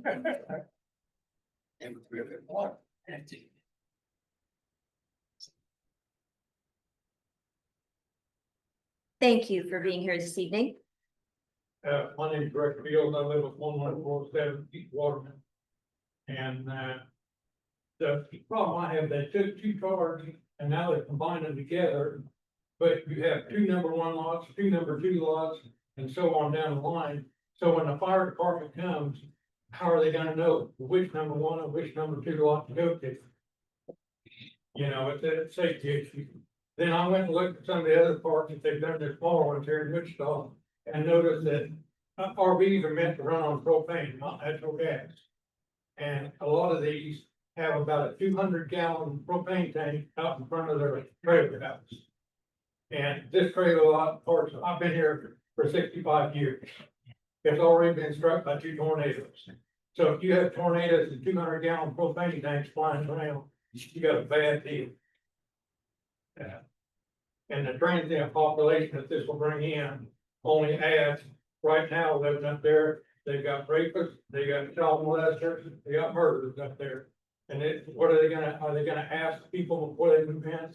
What's your criminal record? I doubt it. Any other comments, sir? No. Okay, thank you for your time. Thank you for being here this evening. We appreciate it. All right. Is there anyone else who would like to speak on this case? All right, seeing none, we will bring the discussion back to the district advisory board. The district advisory board can ask staff, or they can ask the applicant or the applicant's agent questions in the process if they need to for clarification. After we've had our discussion, then hopefully we come to some sort of decision-making process and somebody will make a motion. So and folks online, district advisory board members online, we're watching the chat, and just speak up if you have comments. So comments, questions. Mila has a question or a comment. I have a comment. So the fact that I heard that 50% of the park would be reserved for RVs, but then it's considered a secondary use, that conflicts to me. And then 50% of the park, you won't be able to know who's coming or who's going or how long they're going to be there. That's a safety concern for me. And that right there is my comment. I'll turn it over to other members of the board. Thank you, Mila. We appreciate it. Thank you for your comments. Other thoughts, comments? I would say that I agree with Tim that I think if there was a set aside area, I would be much more likely to be in favor, especially after hearing resident comments. So yeah, unless something else is added, I probably would not be in favor of passing this. Okay, thank you. Looks like we're getting close to a decision. I would like to say thank you very much for the residents who came to speak. It sounds like you also went to the Metropolitan Area Planning Commission meeting. I know you took time out of your day, you're taking time out of your evening. Thank you. That means something, and also shows that hopefully our system is working in the city of Wichita. We try and get as much community feedback as we can. So thank you for that. Okay, I would entertain a motion. I'm going to move that District Advisory Board to recommend denial of this request based on the golden rules number 3, 5, 6, and 8. 3 is the extent to which removal of the restrictions will affect nearby property. I believe that the allowance of transient residences side by side with permanent residences, acknowledging that they may not be as permanent as your residence or mine, they are nonetheless zoned to be that. I think that weakens the fiber of the neighborhood, and we have more than enough problems in our community with neighborhood cohesiveness. Number 5 is the relative gain to public health, safety, and welfare. I believe this will increase the decline of the neighborhood that those of us who viewed it see is already challenged. 6 is its conformance with the adopted comp plan and other policies. Staff report indicates that it is in partial compliance. That may be nitpicking on my part, but partial isn't full. And then the 4th one is number 8, opposition or support of neighborhood residents. Those are my Second. reasons for moving denial. We have a motion and we have a second. We're gonna, any further discussion? We'll call the vote. If it seems like it's unclear, we'll ask for a count, but let's try it the traditional way. All those in favor of denial, please say aye. Aye. Aye. Is anyone opposed? Passes unanimously to deny. Okay, so the residents know who are interested in this case. The Metropolitan Area Planning Commission passed it, the District Advisory Board did not, so it automatically will go in front of the city council as new business. Brad, do we know the date? It'll be. I'm gonna say it's November 6th. Okay, November 6th. That sounds right. Yep. So you are welcome to come to the city council meeting on November 6th at 9 a.m. per city ordinance who are not able to make comments. Oh, that's the evening meeting. Thank you. And it's a Thursday, right? Because of election day. Right. Yeah. So thank you for the reminder. I appreciate that. So it'll be Thursday, November 6th at 6 p.m. You're welcome to come. You can also watch online. Residents are not able to make comments because we gave you the opportunity at the Metropolitan Area Planning Commission and here. So please feel free to join us at City Hall, or you can watch on YouTube. Yes. Can I just get the number of the votes? Sure. We have 9. So 9-0 to deny. Thank you. Thank you very much, Brett. All right, next case is new business item number 10, PUD 2025-00020, and we have Brad joining us again. I would just like to state for the public record that I have had ex parte communication with community members. I attended a community event that was hosted by the applicant. I have had ex parte communication with the applicant and the agent. So Brad, wow us. All right, that's right. This is another PUD, this is PUD 2025-00020. There's a lot of information in this one as well, so bear with me. The applicant for this case has 2 requests. One is to amend the allowed usage within the equestrian estate plan unit development and to create parcel 5 within PUD number 12 with its own provisions. This subject site is 10.6 acres in size and is located on the southeast corner of East Perry Street and South 127th Street East. This part of the PUD, the site is currently undeveloped. And the purpose of the applicant's request is for residential development, which would include single family, residential dwellings, duplexes, multifamily dwelling, group homes, group residences limited, and assisted living facilities. The subject site is currently within parcel 2, which allows single family dwellings with a density of 1.4 to 1.8 dwelling units per acre. And a net density of 3.31 to 4.28 dwelling units per acre. The requested PUD amendment would create a new parcel that would allow for single family residential dwellings, duplexes, multifamily, group homes, group residences, and assisted living facilities. And that gross density would increase from 7.5 to 9.5 dwelling units per acre, and the net density would also increase from 9 to 11 dwelling units per acre. According to the site plan submitted by the applicant, the top half of the parcel would be reserved for 2-family and multifamily dwellings, and the south half of the parcel would be reserved for group residence limited. Provision 6B allows 1 parking space per 2 dwelling units, plus 1 parking space per staff member. The UCC normally requires 1 parking space per bedroom for group residence limited. The applicant has indicated the reason for providing less parking is because of the majority of residents being non-drivers. The proposed duplexes and triplexes, the PUD states that there should be 1 parking stall for each unit within the 2-family and multifamily dwellings. Again, this is less than the parking requirements of the Unified Zoning Code. They require 1 parking space per dwelling unit for a duplex, 1.25 parking spaces for each studio for 1 bedroom multifamily dwellings, and 1.75 parking spaces for 2 bedroom or larger. According to the site plan, parcel 5 has a parking lot for group residence limited. Staff recommends adding a provision to parcel 5 that requires the applicant to install landscaping for the Wichita landscape code. The north and northwest portions of the subject site are located in a floodplain, which would restrict the applicants from building in that area. Signage within the subject site would be under general condition 6A of the PUD document.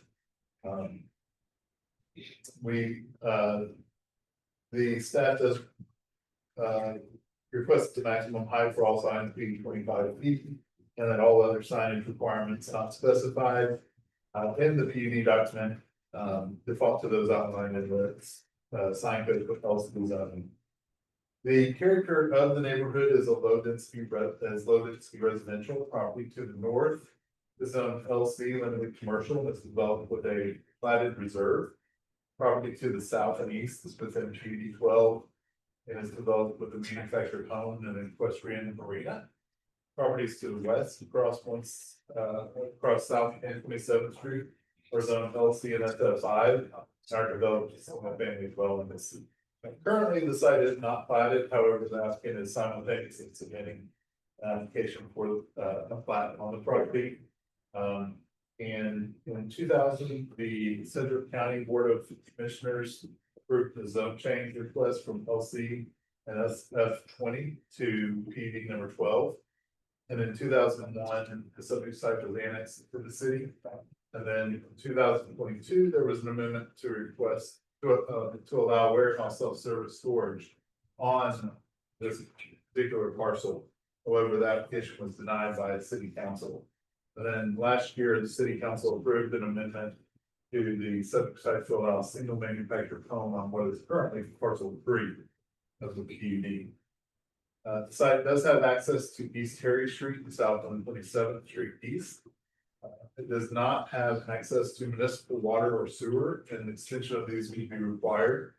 Wichita Transit stops at the northwest corner of East Harry Street, South 127th Street East. The requested zone changes in partial conformance with the community investments plan. We can scroll down to that. All colored blocks, one more hour down there. The map identifies the area to be appropriate for new residential uses, but a portion of the site does identify to be appropriate for agricultural or vacant. The plan defines new residential as areas of land that will likely be developed with uses predominantly found in the residential category. And the proposed development is residential in nature, and thus is appropriate for this category. Part of the locational guidelines, development should occur where necessary supporting infrastructure and services exist, for our plan for expansion concurrently with development. The applicant has currently submitted a plat which will propose infrastructure and extension of services. Thus ultimately be approved by the city council. The plan also aims to support extension of existing uses to adjacent areas. North of the reserve across East Terry Street is a duplex development. The property on which the reserve and its duplex sit is zone LC, which allows for multifamily and assisted living residences with up to 75.1 dwelling units per acre. So staff does recommend approval, subject to the provisions of the planned unit development and to the conditions listed in the staff report. I do know that there have been some residents that have spoken against the request. I don't know exactly the number, but I do know that there have been some. And if we can scroll down to the pages, I'll go through those real quick. Now, I can't see these, but generally we're looking, I think, south into the area and maybe north away from the area. May have some more. Was that it? Okay, great. And so with that, I can say any questions. Any questions from the district advisory board members? And online, we're trying to watch it. If you got something in the chat box or just holler out. Questions for Brad? Don't let him off this easy. Good. Anyone? All right. Okay, yes, Aaron. So just to make sure I'm reading this correctly, approval of the PUD would mean we're dropping down a requirement for parking as long as it's a group facility. Correct. So Group it would be for whatever the parking is suggested, it would be for whatever uses as well. So I think that there are some multifamily and duplexes that are also asked for. But I do believe that whatever parking restrictions that they've gotten, the provisions would apply to the uses that are specified. So if it's for the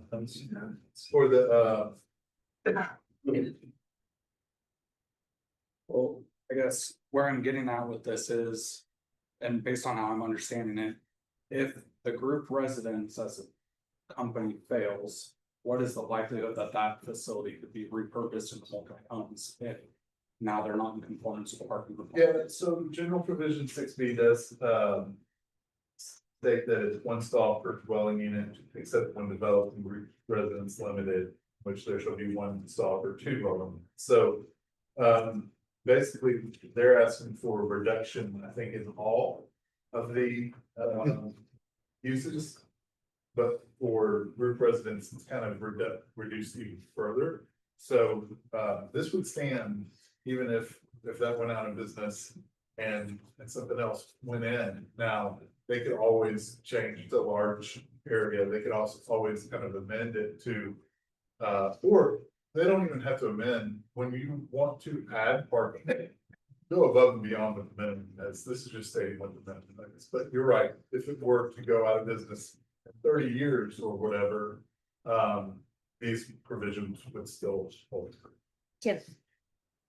Yeah, Brad, I'm looking at the Equestrian Estates PUD number 12 text that's an attachment to the staff report. Everything in black is the existing language in the PUD, yes?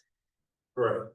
Everything in red is the applicant's proposed changes. Right. Everything in blue is yours.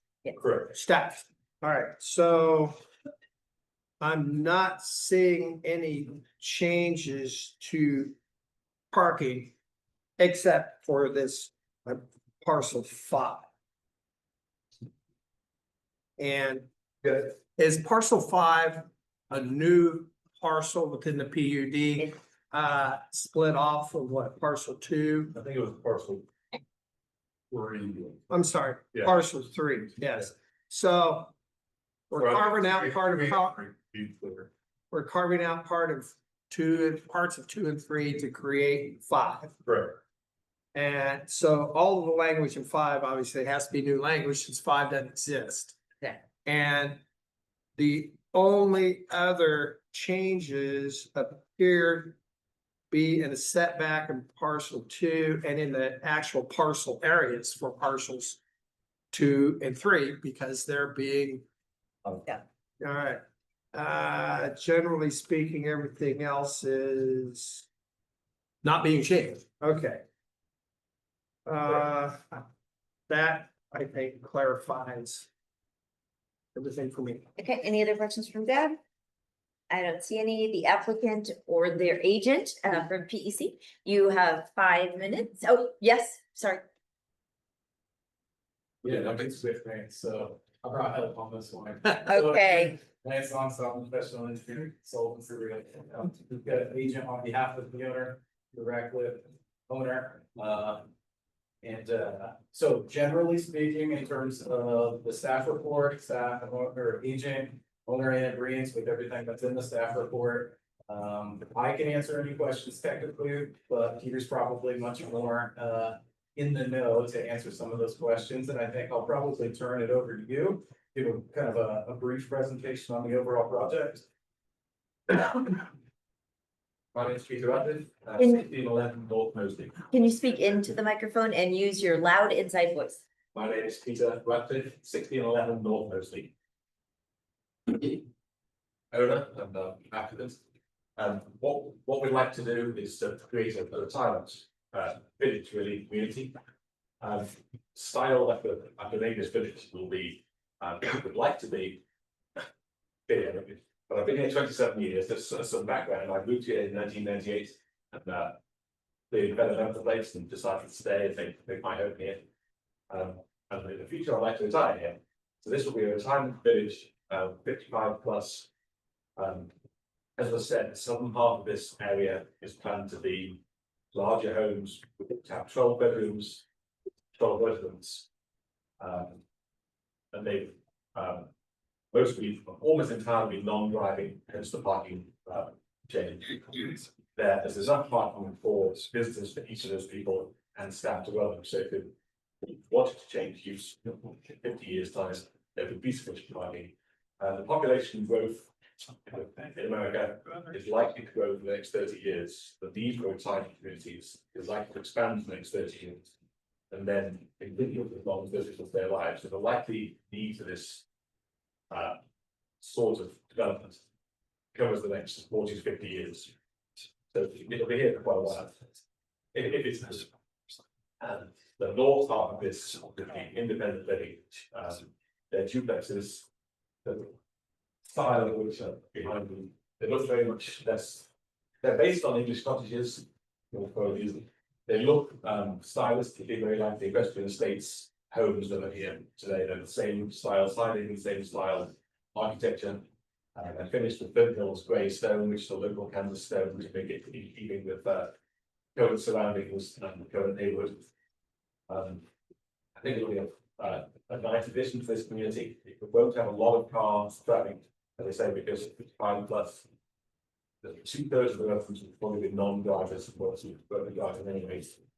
The independent living on the north side of this development, so just south of the woodland, each duplex has its own parking garage, so rural park indoors. They'll have a driveway that can stop usually outside, and all cars weekends indoors overnight. So it'll be a very beautiful, picturesque looking development. It'll be safe because it will be a community rather than simply dotted around. It will have regular residential streetlights, so it will just look like a small village development. We'd like local community to come and share us, come and visit our residents. The more community interaction we will have, the happier they are, the healthier they are, and the longer they'll live. That's really what we're trying to aim for, is a happy, healthy community. All right. Any questions from the district advisory board? Faith has a question for the owner / potentially applicant. Right, so I see the neighborhood swimming pool, I see that there's still gonna be riding area and less parking needs. You said English, so they're like cottage homes, basically, is what you're talking about? Duplex is the style that the English country did, yes. Okay. It's not a larger version, yes. All right, well, I really appreciate that, and I appreciate the kind of incremental development that you're doing in here. Will the water and sewer be done through specials then? That would be part of self-funding. Okay, thank you. Any other questions from District Advisory Board? Seeing none, thank you. If you want to maybe stay close. Did you any more from you? Are you good? Okay, we will now open it up to the community. So anyone who, same format, anybody who wants to make a comment, you will have 3 minutes. If you can just make your way to the podium and state your name and address so that our dear friend Teresa can hear you and we get it in the public record.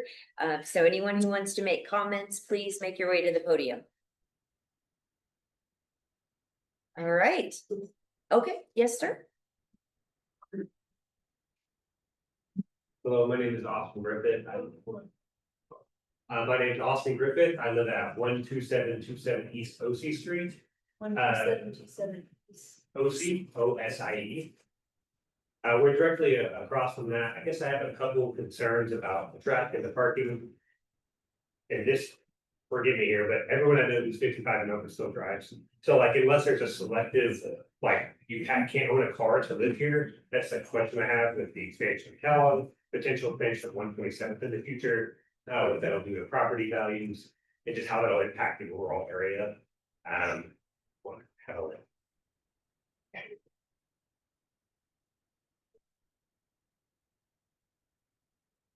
And then the next big concern I have is kind of like the idea of the slippery slope is as Kellogg expands and then this road expands. I want this area to be like, I have young kids, primarily residential, and like that feel of keeping a sense of community around Wichita. You can still be close to Kellogg, get to work, but you still live in a home. And I want it to be, it starts with this and then hopefully it doesn't fail. But if it does fail, like what does it turn into and how does that change the landscape of this entire area? Like I don't want it to be another street where it starts with this and then it progressively down the line it turns to something else that we don't want to see, like another car wash or something that's just Too soon. Now, how did he say that? Please remember decorum. Please remember decorum. I want to say though, I do appreciate how going about it, trying to bring attention to this area. However, I just don't know if that's the right approach. Thank you for being here. We appreciate your comments and your time. Thank you so much. Any other community members, any of our neighbors who would like to, okay, sir. Thank you for joining us this evening. If you can, I'm gonna add not only inside voice microphone, but slowly say your name and address so that Teresa can get it. Michael Cunningham. There you go. 12602 East Ocean Street. Thank you, sir. My wife and I live directly to the west of this proposed project on the west side of 127th. We've lived there 20 years and we are extremely opposed to this project, not because of the beautiful pictures that they present, but because of the feel of the neighborhood. We moved there because of the feel of the neighborhood and how beautiful it is. We love waking up in the morning and seeing the sunrise above the pasture that will supposedly be blocked. And I know that's a selfish reason, but it's our neighborhood. And as we watch all the older folks that have lived there for 50 years slowly fading off into the sunset, we realized why we all moved out there, and it's because of the feel of being in a neighborhood and not having businesses anywhere nearby. The closest business, I think, is a mile away. And that's what we love about our area, and that's what we want to preserve. And I just ask you guys to deny this change. Thank you. Thank you for your time. All right, is there anyone else who would like to make comments on this? Yes, please. You can make your way to the podium and say your name and your address, or Teresa will describe you right here.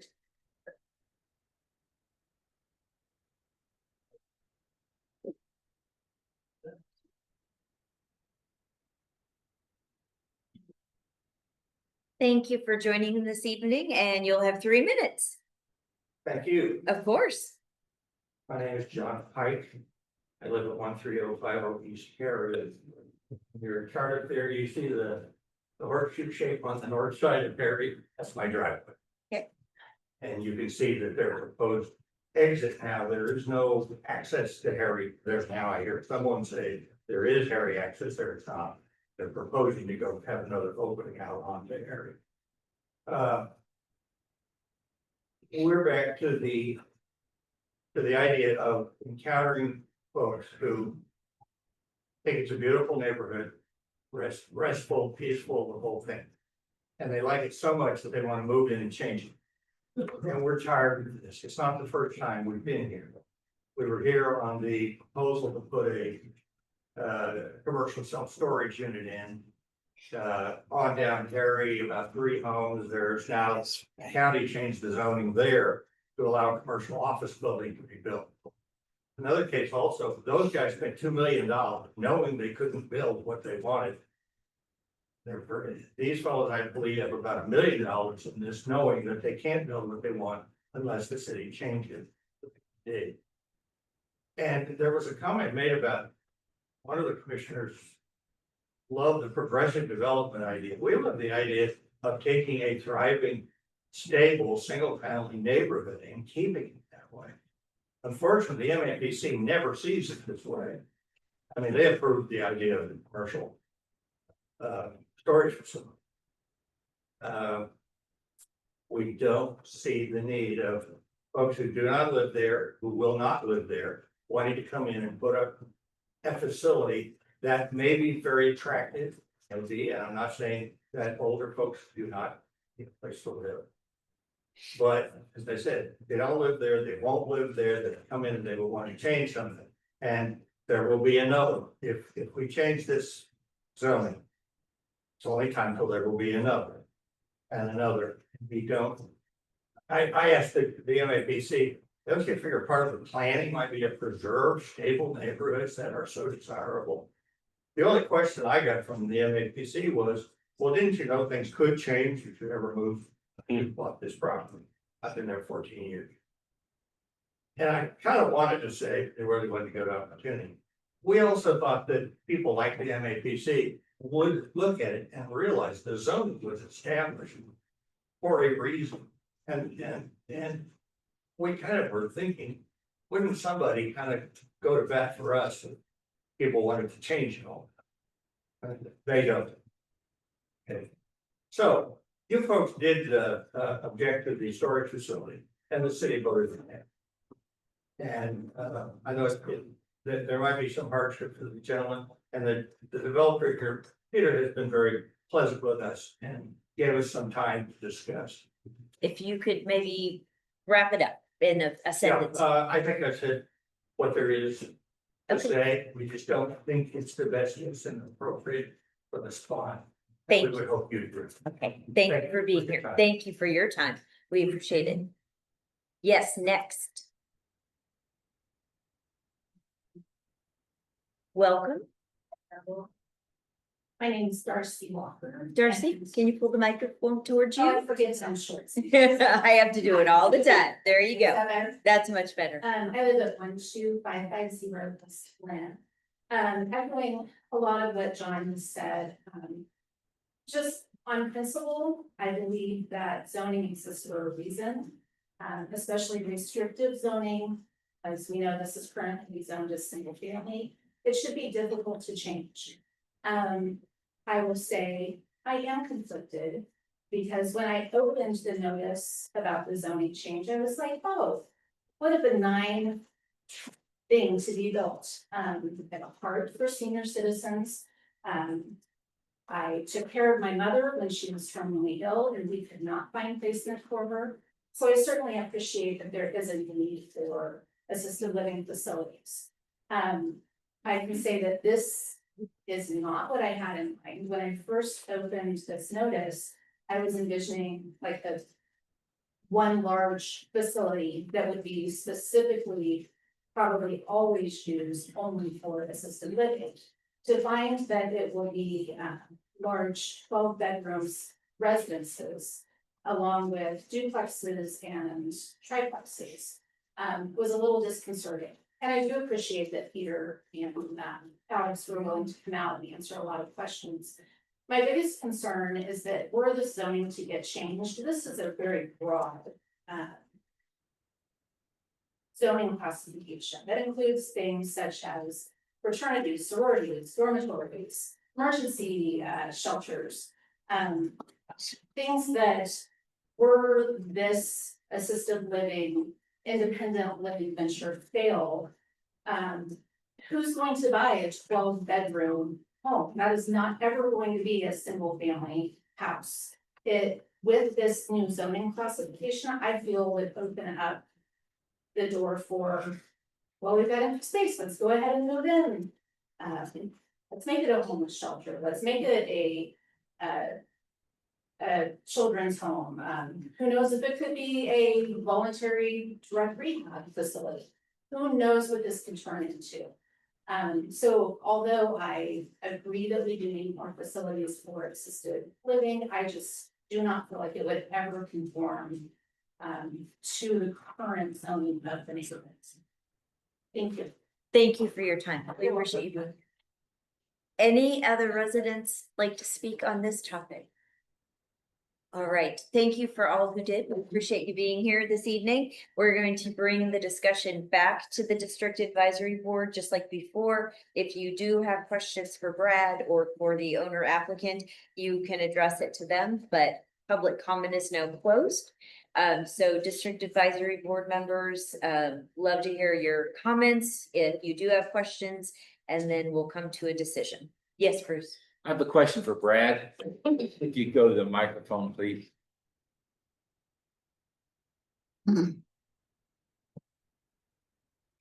Hi, Brad, and I hate to take things by surprise. I understand some of this has caught you by surprise. The lady who just gave extra definitions of the zoning, was her description accurate of the things this could turn into? Yes, to be honest, group residence is not limited to just as, 55 plus. Retirement, group home.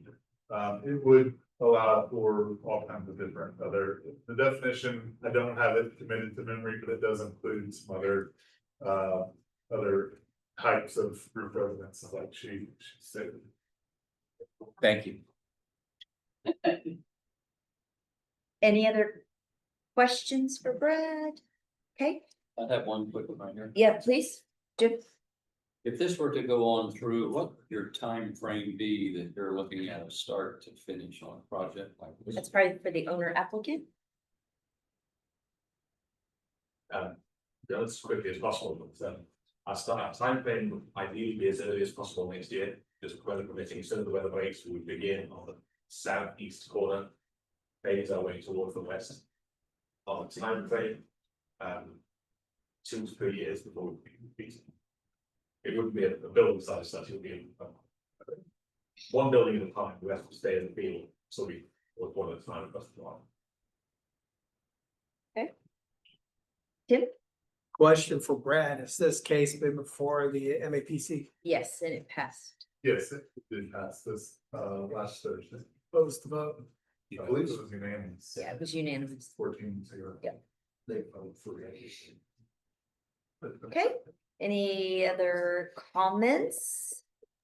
Yes, so I'd like to kind of reiterate what the last speaker said, that when you try to look for someplace to put your family, you're very limited. We're actually trying to help somebody do that right now. So I understand the need for this. And if there's a motion made, I would approve this. Okay. Faith, are you wanting to make a motion? I will make a motion. I move that we approve staff report, and I'm sorry, I gotta scroll up to see the exact. That's okay. The applicant, move to approve the applicant recommended changes in red and the staff recommended changes in blue. Is there a second? I have a second. Okay, Jim, thank you for the second. We will have any more discussion from the District Advisory Board. Any other last comments? Okay, I'm gonna open it up for the vote. We have a motion from Faith and we have a second from Jim. If it looks like the vote is close, we'll call the vote. But all those in favor of approval, please indicate by saying aye. Aye. Okay, is there anyone who is opposed? Nay. And that's Mila? Yes. So it looks like the motion passes 8-1 with Mila voting in denial. Okay, thank you very much to the applicants. This passed Metropolitan Area Planning Commission. It passed District Advisory Board. Brad, will it go on consent then? Unless there's protest. There's protest. So there's an opportunity for protest. Thank you for being here. Thank you for speaking. Get home safely. We'll get everybody a second just to get reshifted.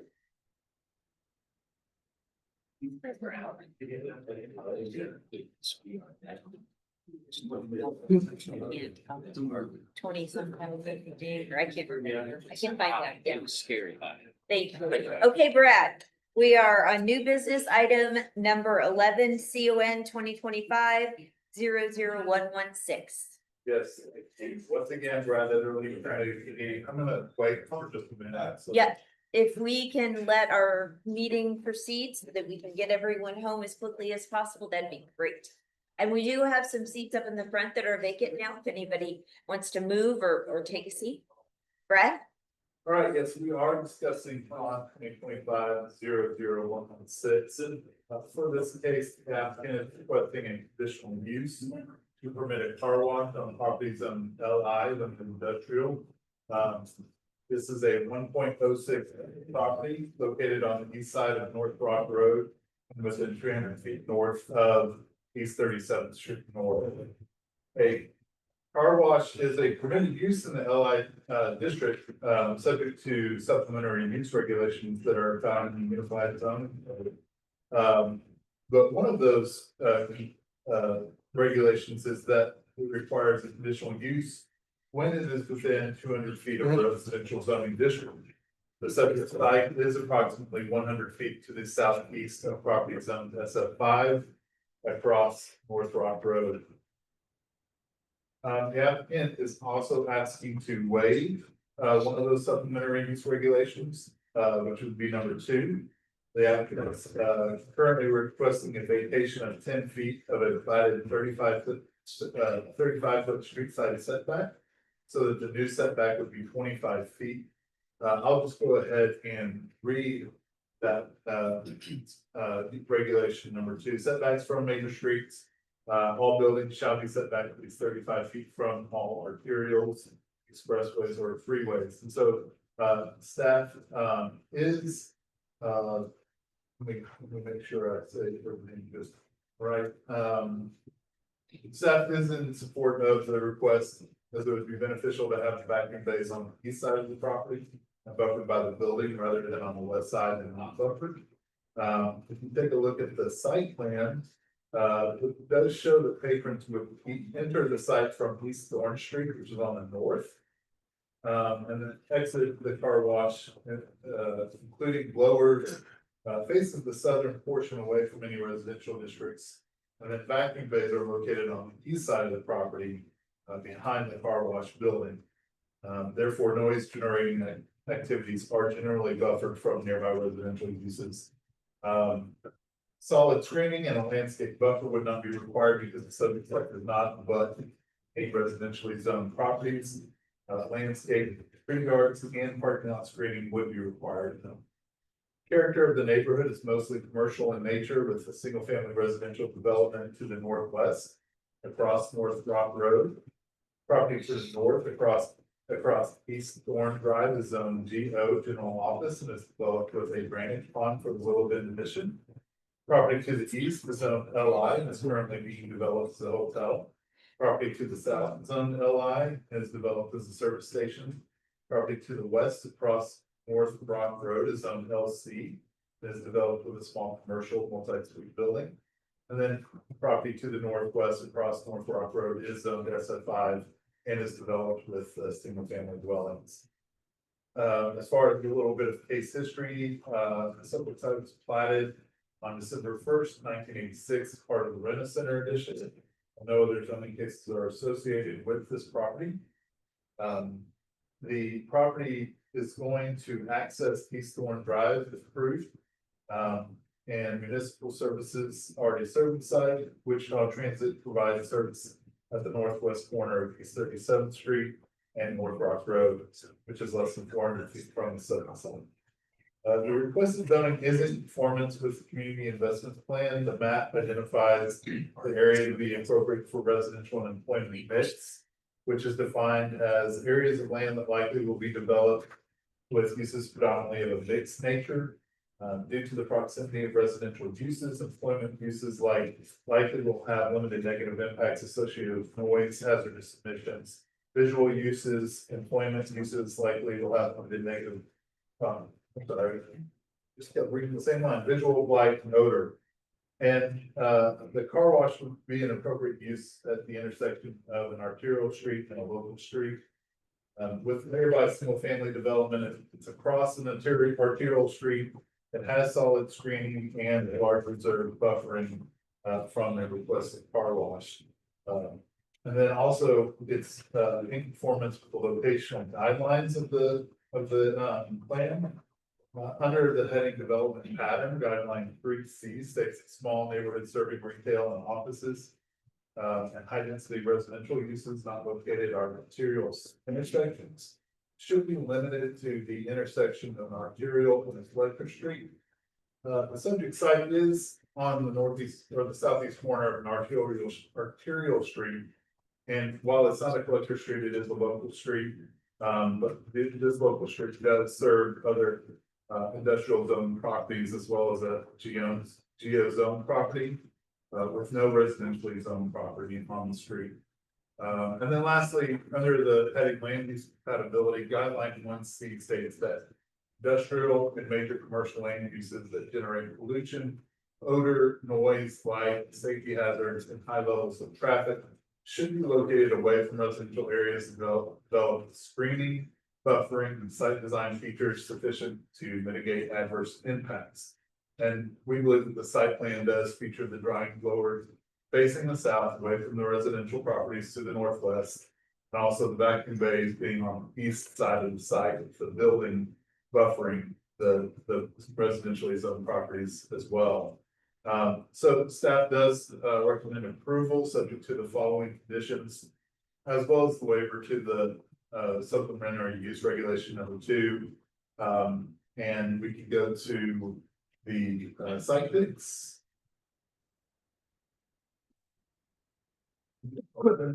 Yep, so this is looking north into the site, and then looking south into the site, then looking north away and west away from the site. There's a couple more. Looking south away and then looking east away at the hotel. And then I will also let you know that several members of the public have notified us in opposition to the. I would always suspect many of them not here today. And Brad, I would take this opportunity to say I've had ex parte communications. I have not responded or had conversations, but people have also emailed me. I have not had ex parte communication with the applicant or the owner. So with that, I can stand for any questions. Any questions from the district advisory board members for Brad? And online folks, we're watching too. Let me start by saying I too have had ex parte communications, given that I live within about 400 feet. And I think every district advisory board member was emailed by at least one individual, and I was copied on them. They sent it individually, so I got all 11 of them, so, okay. This is while this is an arterial, it is a 2-lane arterial. It was my understanding, the report that I saw that went to the planning commission on the vacation setback was for a 13-foot vacation, not a 10-foot vacation. Can you explain to me how that may have changed? Yeah, I'll be honest, I do not do the vacation reports. It was understood by me that it was a 10-foot vacation, but I could be wrong in that. The report I read said 13. Yeah, I don't know for sure. We don't have the owner or applicant here or owner's rep. Or Okay, representative. can you answer this question? Hey, Can you, we're actually.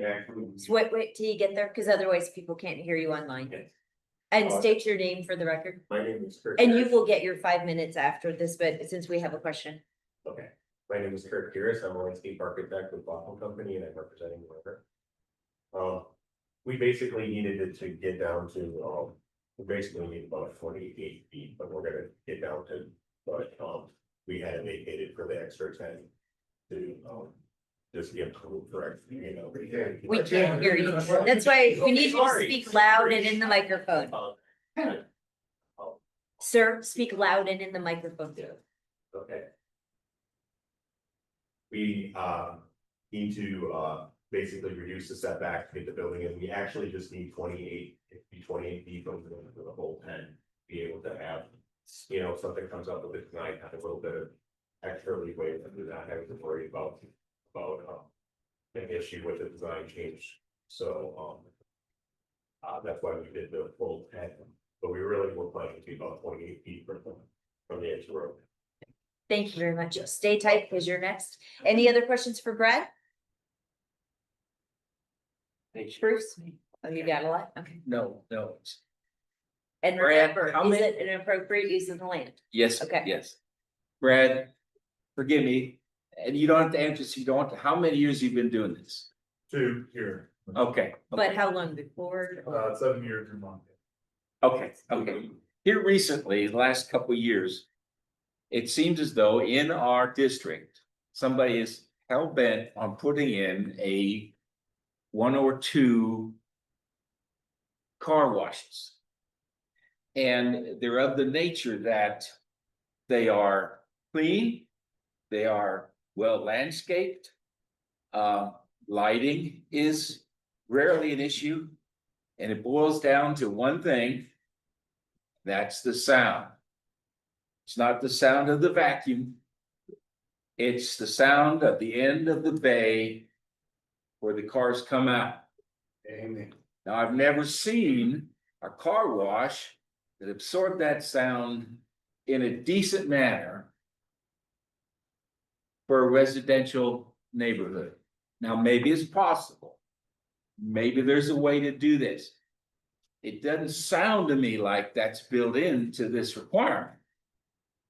That we should be especially careful for something to absorb the sound at the end. Now, I will confess that the sound is an irritation. It's not as though it's going to destroy somebody's house or the neighborhood. But it just seems crazy to me. The planning commission approves every one of these. Yeah. Wherever we try to put it. And do they have a lot of dirty cars or something? I just don't get it. That's my put. Thank you. And I will state for the record, I cannot verify if the planning commission approves them. I mean, why we don't keep. Well, that the record. last ones we've had. Okay, so any other questions for Brad? Yes. Yes. So basically what it says in the document is that they're asking for a conditional because it's within 200 feet of residential zoning, correct? Right. And we wouldn't come to us if it wasn't within 200 feet. Correct. Okay, thank you. Thanks, Faith. It would come to us, this case would come to us no matter It what. wasn't within. It's permitted by right in the LI district. Yep, Oh, yep. Yeah, but because it's within 200 feet of residentially zoned property. I stand corrected, thank you, Conditional thank you. use permit, but any CUP would have Any to come for This us. isn't a CUP, that's community unit plan. Yep. A Well, conditional it's still a use- zoning. A It's a zoning. conditional use. It depends on what it would be.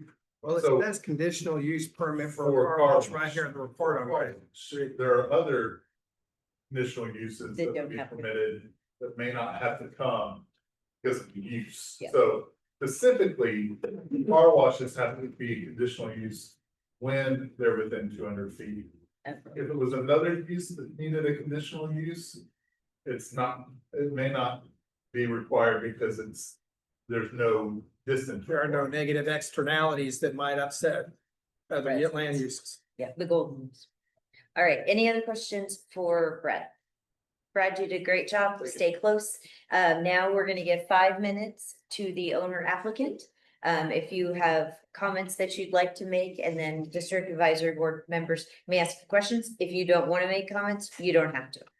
I basically don't have anything really else to add to the staff report. Okay. Was very good. Thank you. Agree with all recommendations. Okay, any questions for the applicant or the owner, or the agent, I'm sorry? Okay, seeing none, you may want to stay close by. We're gonna open it up to the community members, so everybody's gonna get 3 minutes. Again, I think you've heard many times, you need to speak into the microphone, you need to use your inside voice, state your name and your address slowly so that Teresa can get it. We also ask, just in an entrance of everyone's time, if you don't need all 3 minutes, that's okay. And please only come to the podium if you're saying something new that your neighbors haven't already said. Teresa, do you still want us to start with the front row? Okay, so is there anybody in the front row who'd like to go? Yes. Okay. Thank you.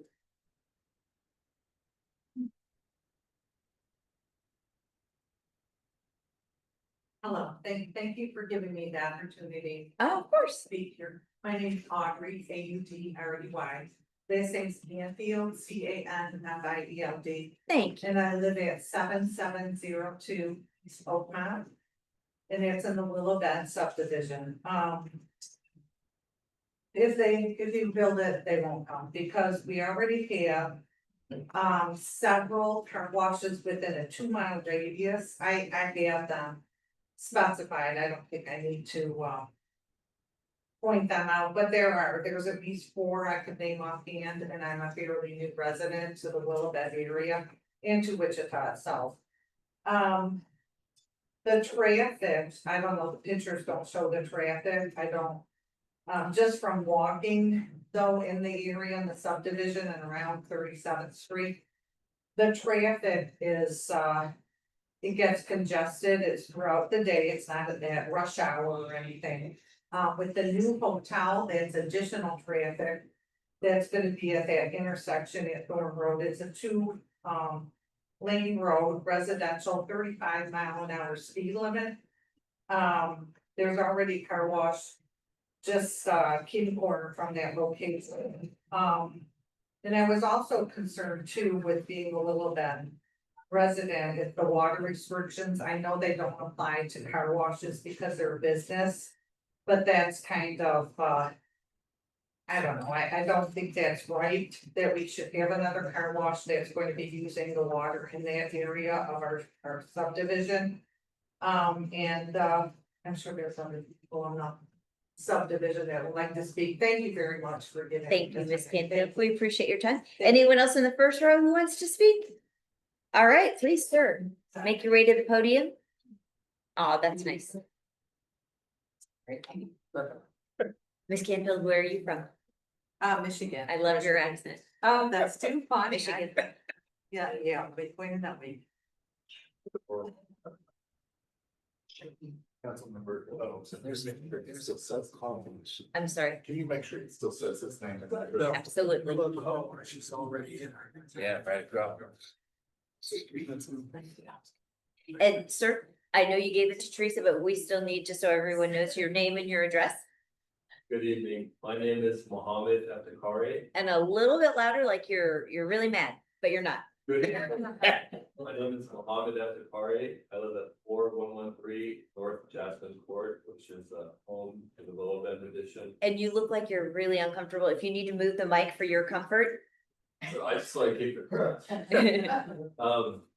I've lived in Willow Bend for 8 years now.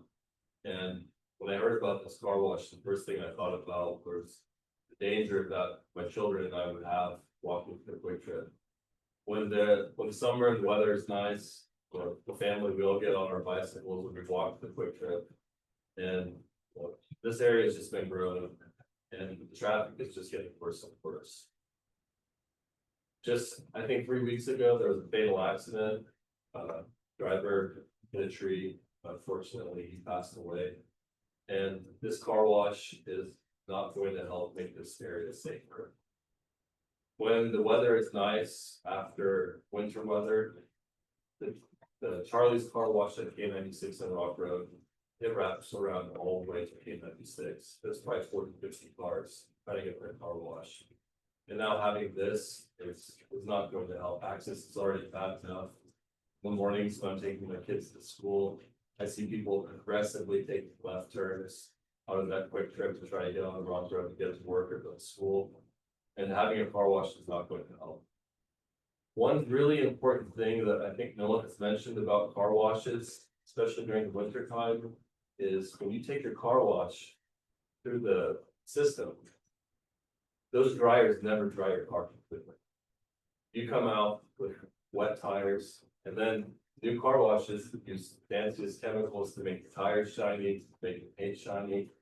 Well, when those cars exit those car wash, those chemicals drip somewhere. They drip onto the road. And if you ever touch your tires after the car wash, it's slick like oil. And all these cars are gonna be dropping that oil, dropping those waxes all around that area. And it's just going to make things worse. And I just don't want more accidents here.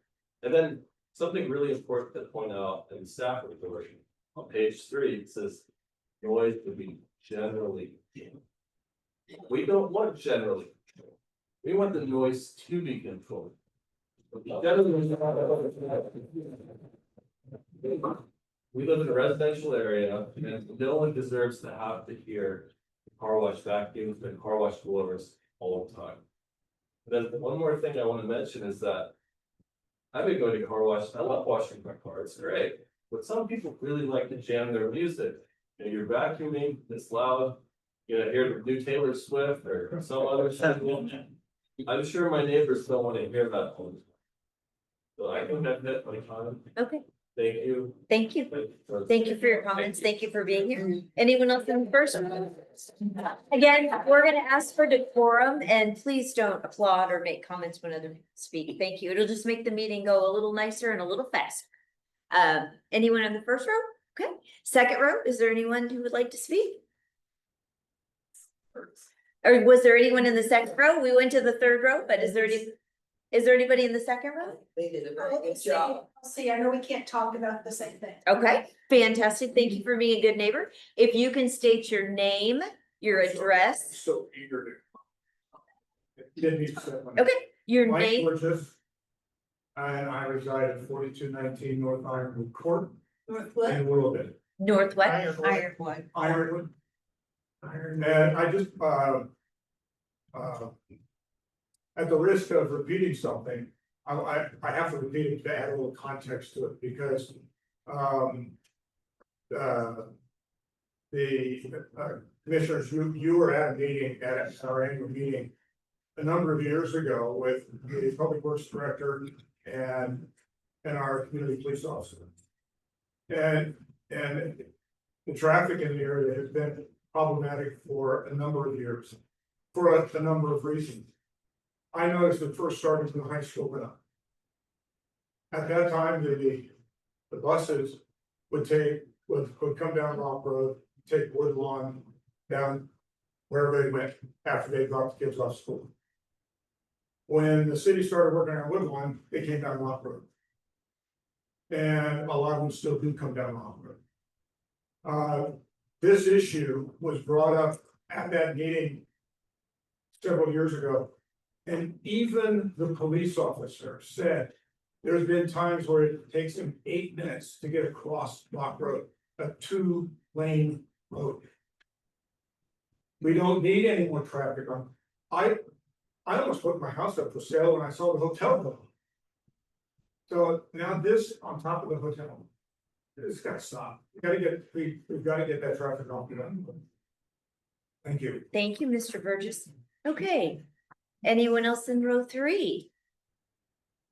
All right, yes, please, ma'am. And you're definitely gonna have to move the microphone down, I can tell.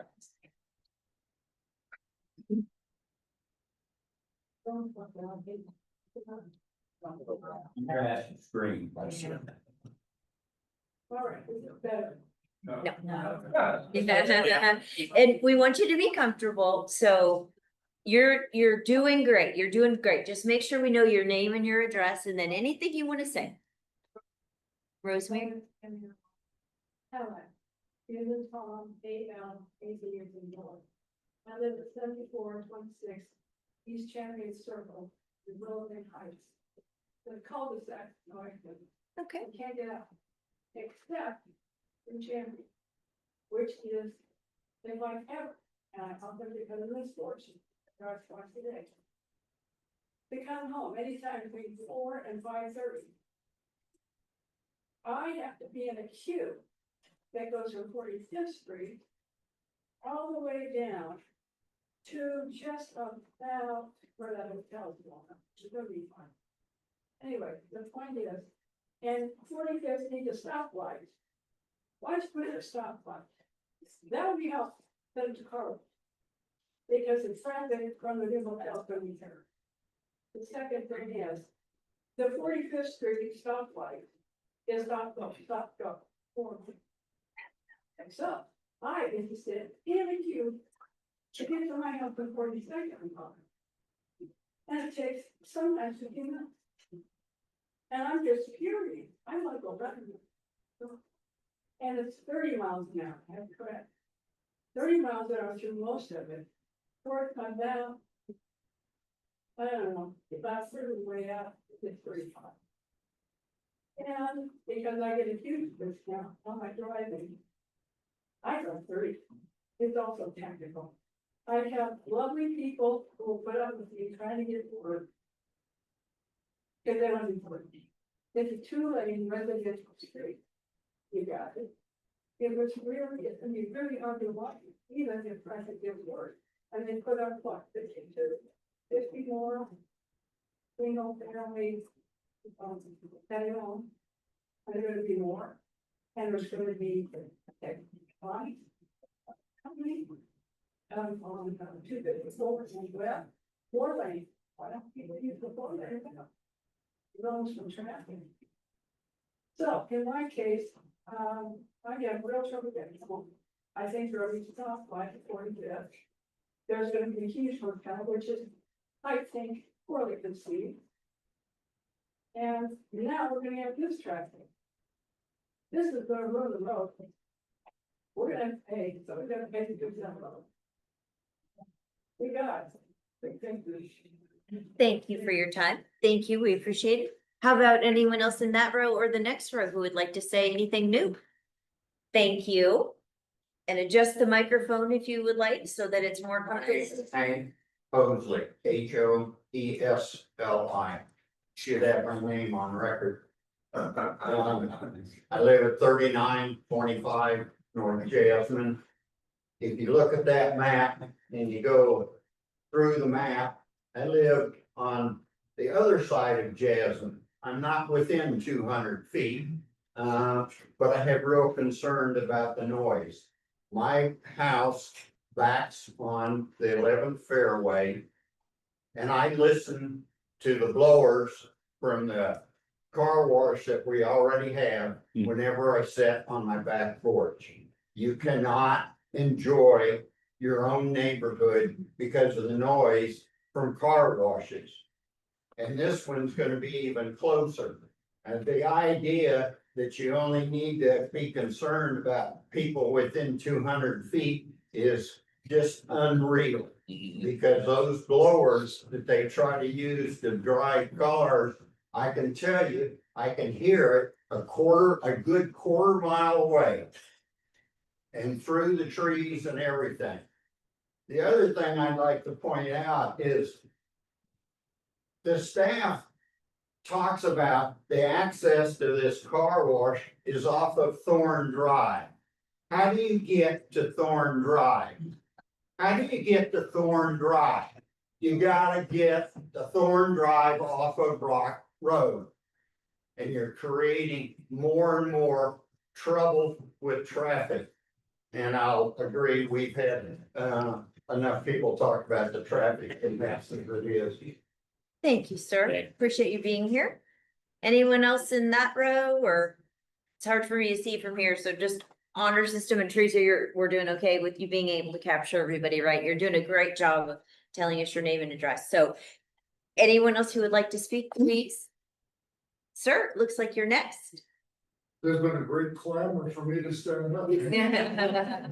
My name is Ken Jewell, Juell, 3910 North Jasmine. And I'm across the street from the gentleman who just spoke. Okay.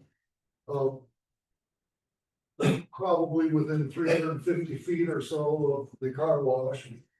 The concerns already expressed are my concerns. Traffic congestion on Rock Road is already a problem. There is no way that a car wash can succeed without greater traffic.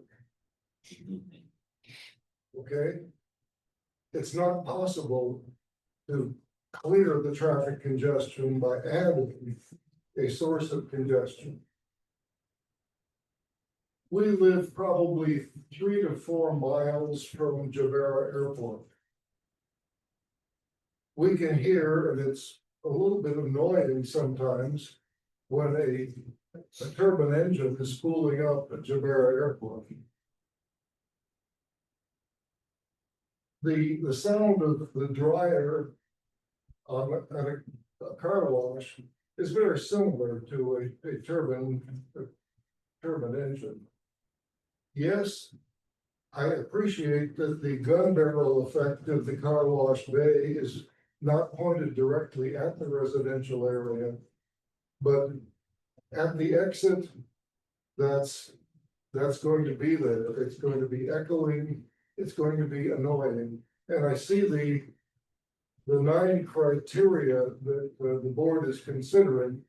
The first 3 or 4 of them have to do with how good a neighbor the proposed development will be to the adjacent properties. We're zoned residential. We have a peaceful residential neighborhood. Obviously, the increase in traffic congestion and the increase in noise is going to be obnoxious to the peace and quiet of the residential neighborhood. I don't know how much that's going to damage my property value. All indications are that it would damage my property value. When you've got a letter to that effect already in the proceedings. That's probably more than you wanted to hear from me anyway. So I'll sit down. Thank you very much. Thank you. You did a great job. Thank you. All are welcome. Okay, who's next? Okay. Fence. Bring the microphone down. Oh, yeah. And yeah, you're like me. My name is Gail Jewell, Juell. I live at 3910 North Jasmine.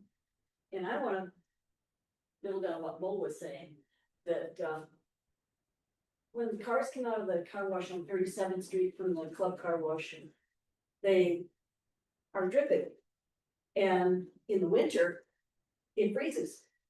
And if you're out there early morning, Saturday, going on 37th Street, you've got 2 lanes.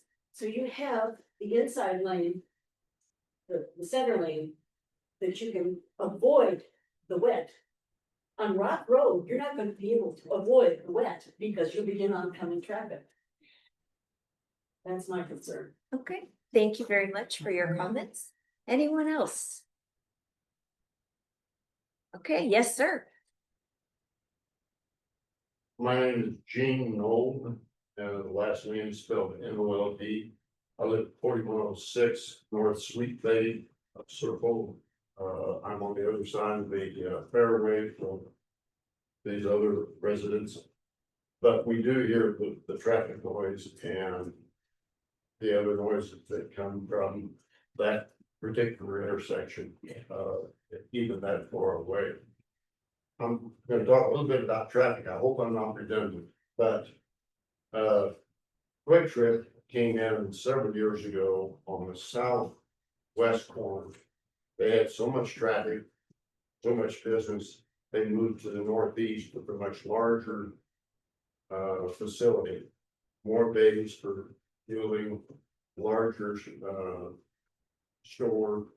And it was because of the traffic level. Since then,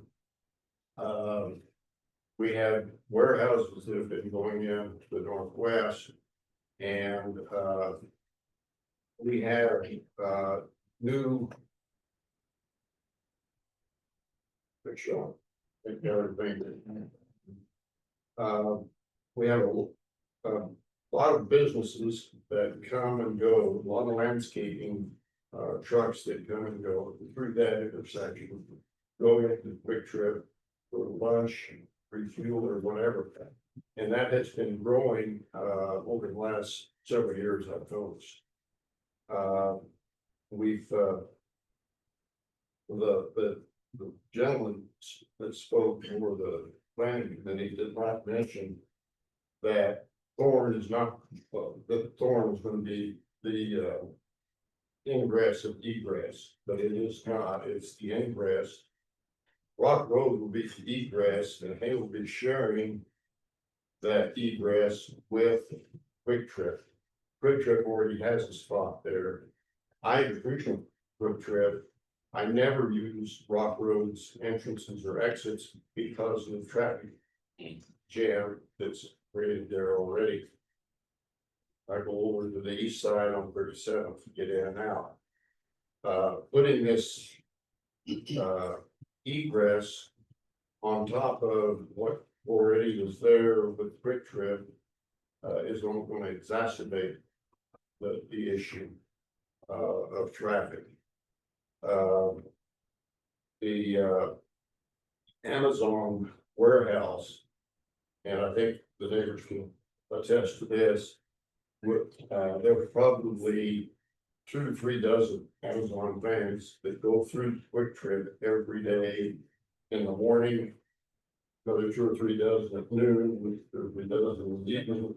So it's not too much to us, but it's the growing traffic. Rock Road North is a residential street. The other streets are 5 to 6 lanes. This is a 2-lane road that we're trying to make work. Thank you. Thank you for your comment. Anyone else?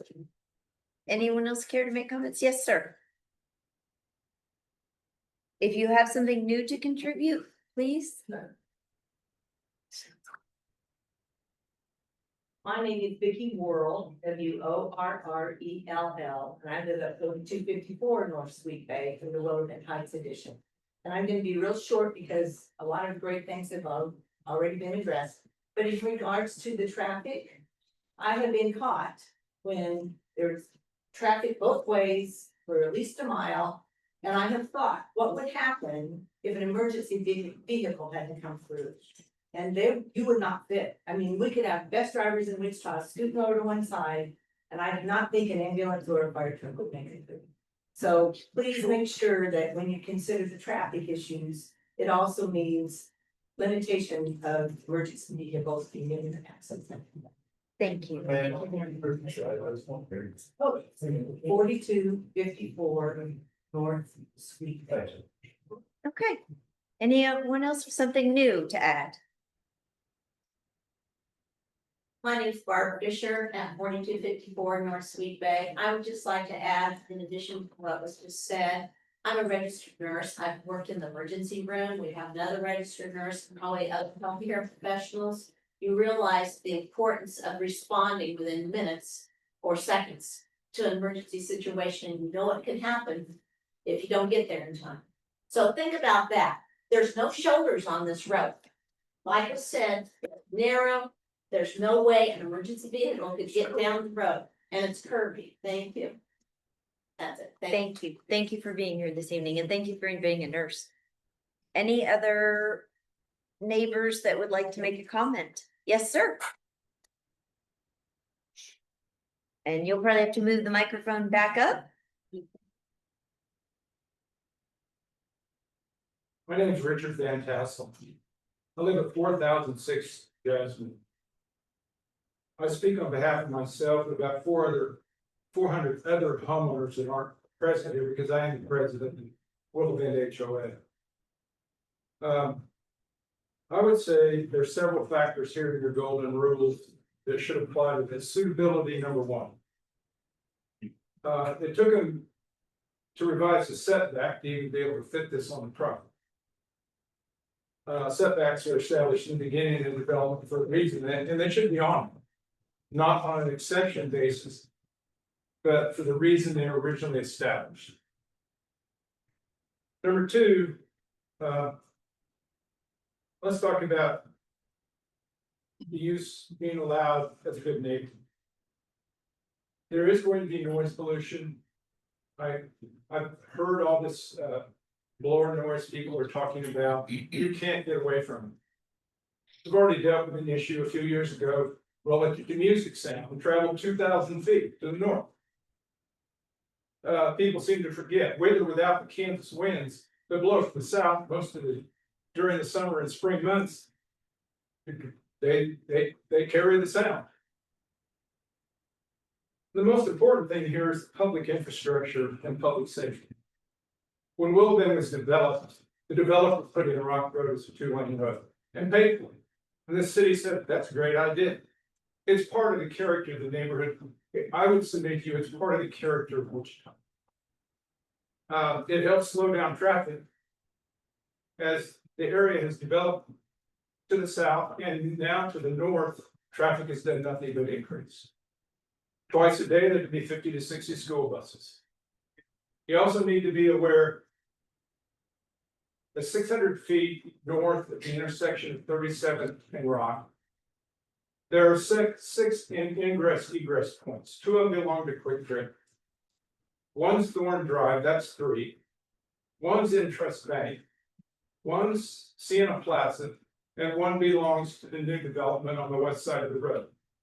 What this car wash development proposes to do is use the north ingress egress as shared access with Quick Trip to exit the cars from the car wash. That's fine, but traffic can back up 600 feet. 37th and Rock Road is a stoplight controlled intersection. We don't control it, the lights control it. And at various points in time during the day, it can back up 600 feet. It can back up 1,000 feet. It's a 2-lane road. There's going to be a problem exiting the cars from the car wash. As you sit and watch the cars exit the car wash. Sir, if we can have you just maybe finish in a sentence. I will finish. In a sentence. They're pretty rapid. There's already been one death at that very intersection. This is nothing more than trying to fit a round peg in a square hole. Thank you. And I'll leave you with that. Thank The you. answer should be no. Thank you for your comment. Is there anyone else who would like to speak? Any other neighbors? Yes, sir. Like 2 more. Hello, my name's Steve Schoener. Last name is spelled SCHOENECAER. Live at 4218 North Spyglass Circle. There are some excellent letters that people wrote. And I think the one that Rodney Rouse on Sweet Bay wrote about the fact that it's super excessive to have 3 car washes in that space. That is ridiculous.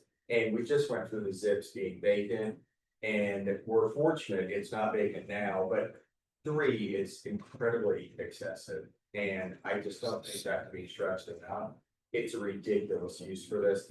And aesthetically, it would just destroy the aesthetics when you drive in that area.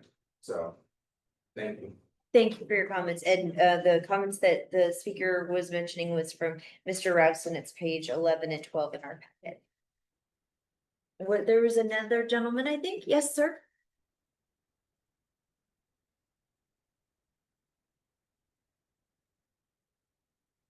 My name is Keith Engel, Engel. I live at 4008 North Terrace Circle. I think what's missing here is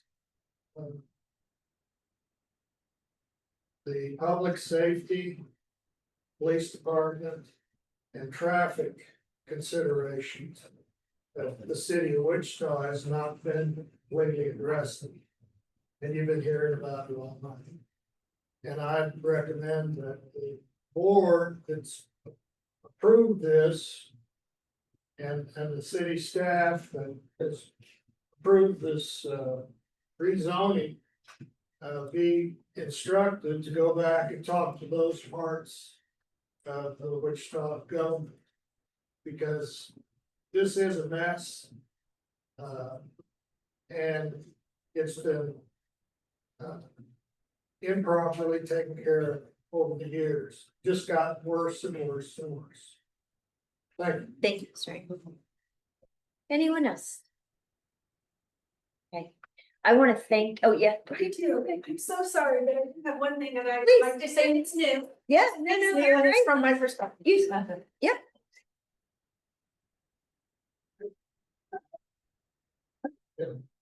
My name is Janet Bryant, and my address is 4418 North Ironwood. I hate public speaking about. You're great. So I'm very nervous. You're very welcome here. Janet, what is your last name? Bryant, Bryant. In addition to the traffic, the safety hazards, the noise pollution, nobody said anything about the pollution, litter pollution. I love Willow Bend. It's a beautiful, beautiful neighborhood. The amount of trash that blows into our neighborhood on that corner is astounding. I walk almost every day. Trash bag and picker. Gotta pick up and get a full bag almost every single day.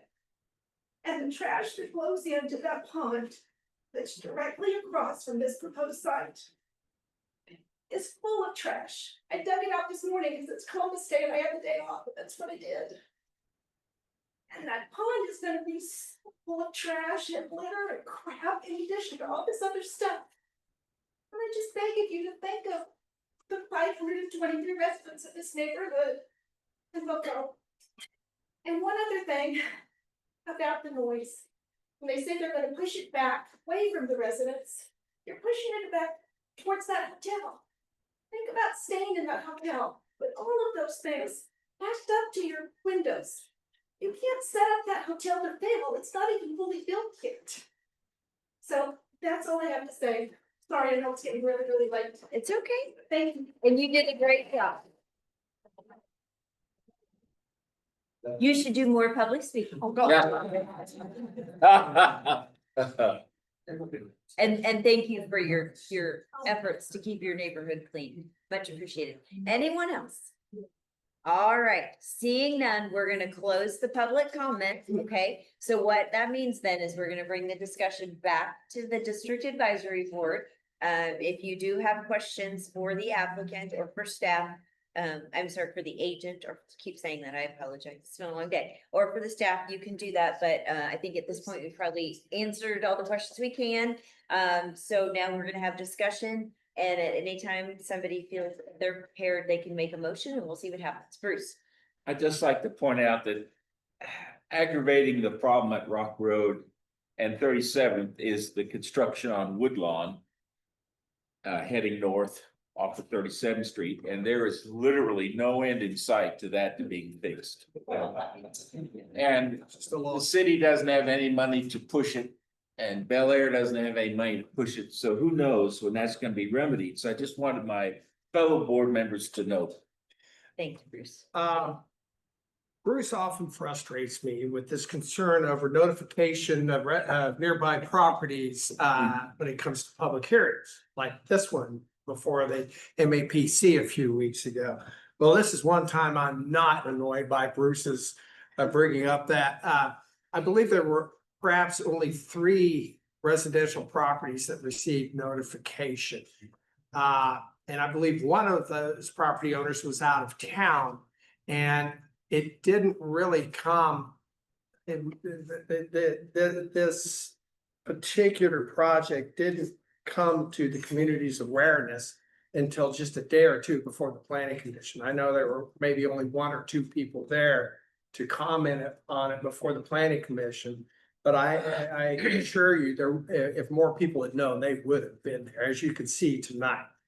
I understand the planning commission all but unanimously approved the request, yet tonight for DAB, you see this tsunami of opposition. It is because they did not know. And we're not able to be there in time. It is not because they changed their mind. I live in this subdivision. I'm aware of their concerns and I share most of them. I'll step aside for others to comment. But Bruce, I do want you to know that I publicly. Gonna get along now? Boys, But you have some- You have Sorry. some legitimate I concerns sit about between them. notification. I am gonna take a point of privilege, and while I cannot state, and I am not stating in any way, my opinion on this case, I do want to say thank you to the residents for being here. And thank you to the residents who have reached out. You've been incredibly kind and you've been incredibly respectful, and that means a lot to me, but more importantly to my district advisory board. They are volunteers.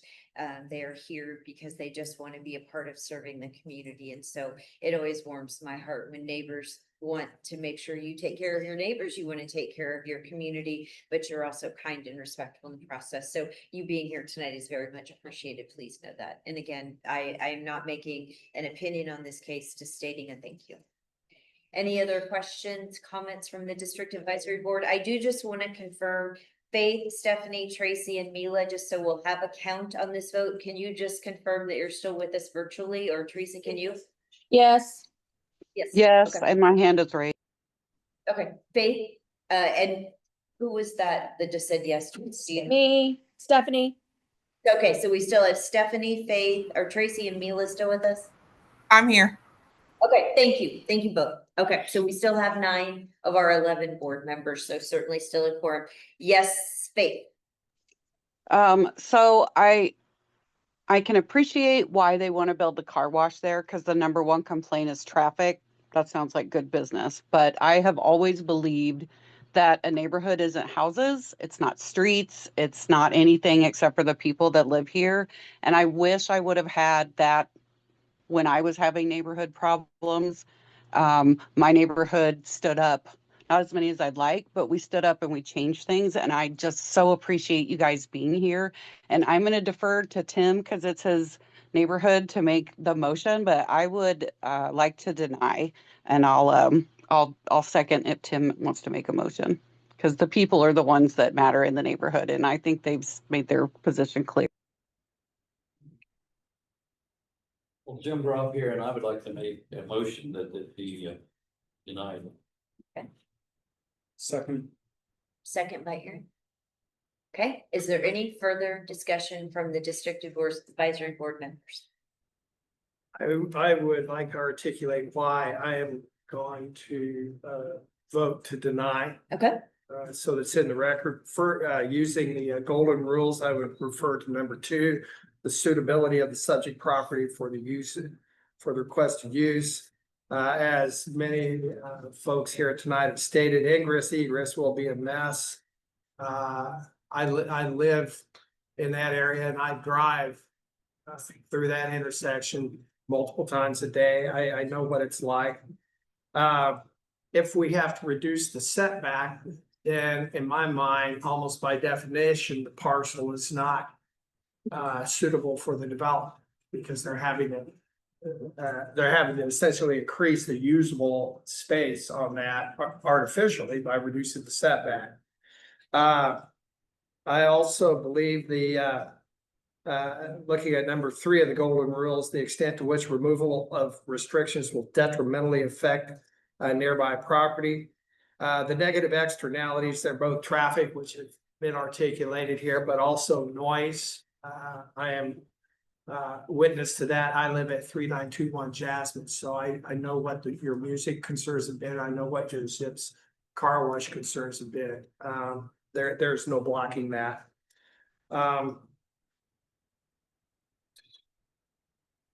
Number 5, relative gain to the public health, safety, and welfare as compared to the loss of value or the hardship imposed upon applicants.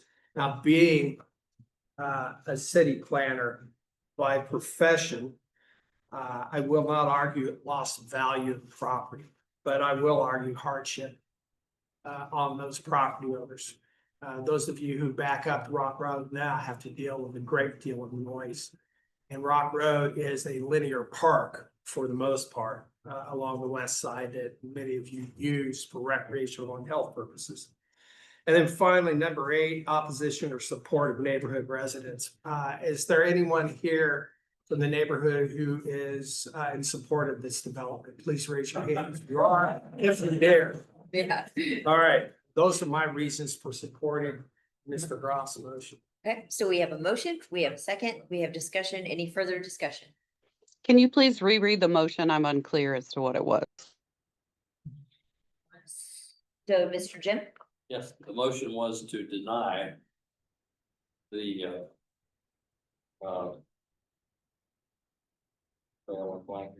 Zoning change.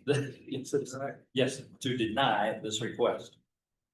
Thank you. And again, to motion everything that is still just said of these own rules. Brad, is that okay with you? Okay. I see no further discussion. Just a reminder, because sometimes when things are in the negative, they're confusing. If you vote yay, you are voting to deny this request, okay? So we're gonna do a voice vote. If we need to do a head count, we will, but let's see how it goes. So all those in favor of denying this request, please indicate by saying aye.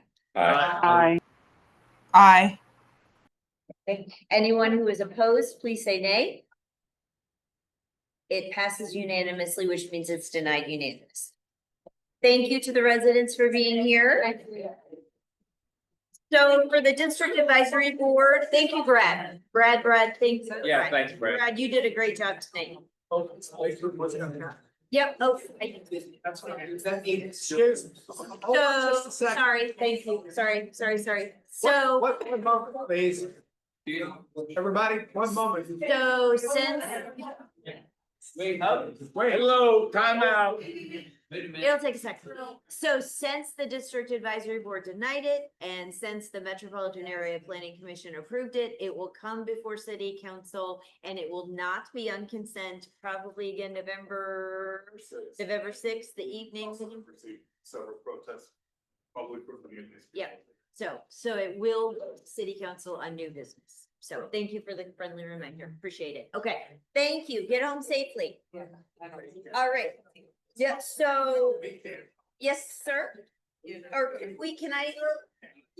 Hey, sure, is there a way you can, I mean, a lot of the problem with this thing is the 200-foot notification. So it's a state, Ridiculous. it's a state statute. The city needs to change the notification process. Brad, For is it state residential statute? areas. So it is state statute for a certain size. If we- As the size of the site gets greater, the notification area. So we have to fix it. Sir, we need to do the rest of our meeting. We still have agenda items left. So if we can have this conversation.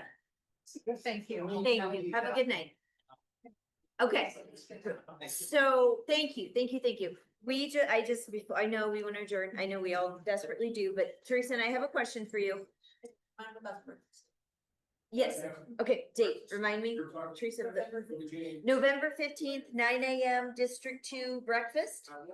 You've heard me mention it, it's gonna be at the Regent.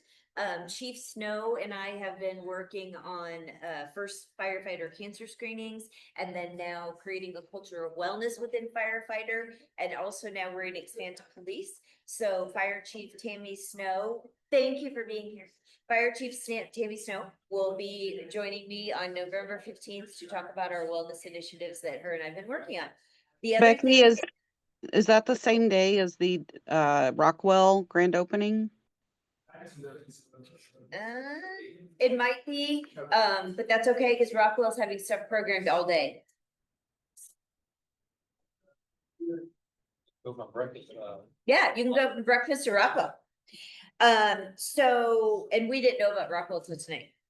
So the next thing is we always have a problem in October when we're at Rockwell because it's Indigenous Peoples' Day and libraries are closed on Indigenous Peoples' Day. The city is not. Yeah. So next year, and believe it or not, we have to make this decision now so that the fire station and everybody knows. So next year in October, so either October 12th or 14th, 2026, which is a year away, we can have two choices. We've done both. We can have the district advisory board meeting on Monday, if that's a good routine for you, and just move it here. We'll give you lots of time to make plans. Or we could move it to Wednesday and have it at Rockwell. We just want people have kiddos, they have classes, they have church, they have work, they have all the things. So we're just gonna get a consensus tonight. We're not gonna take a formal vote. Here on Monday night. Keep it here on Monday night to keep our routine. Agreed. I agree with that. Okay. Teresa, I- you got what you need? I agree. Okay. Teresa, you got anything else? No, so we're deciding what? We're gonna keep, it'll be on Monday, October 12th here. So we can go ahead and reserve the fire station. Thank you. With that, thank you. Y'all were wonderful. Everybody was respectful. I could not be more proud of this group, our neighbors, and this community than tonight. This demonstrates truly the process does work. Good job. So good job to all of us. Go team. With that, I would entertain a motion to adjourn. Move. Move. Second. All in favor, say aye. Anyone opposed? You can stay. See y'all next month. Bye. Thank you, thank you, thank you. Thank you to Teresa, Rockstar. Hi. Thank you.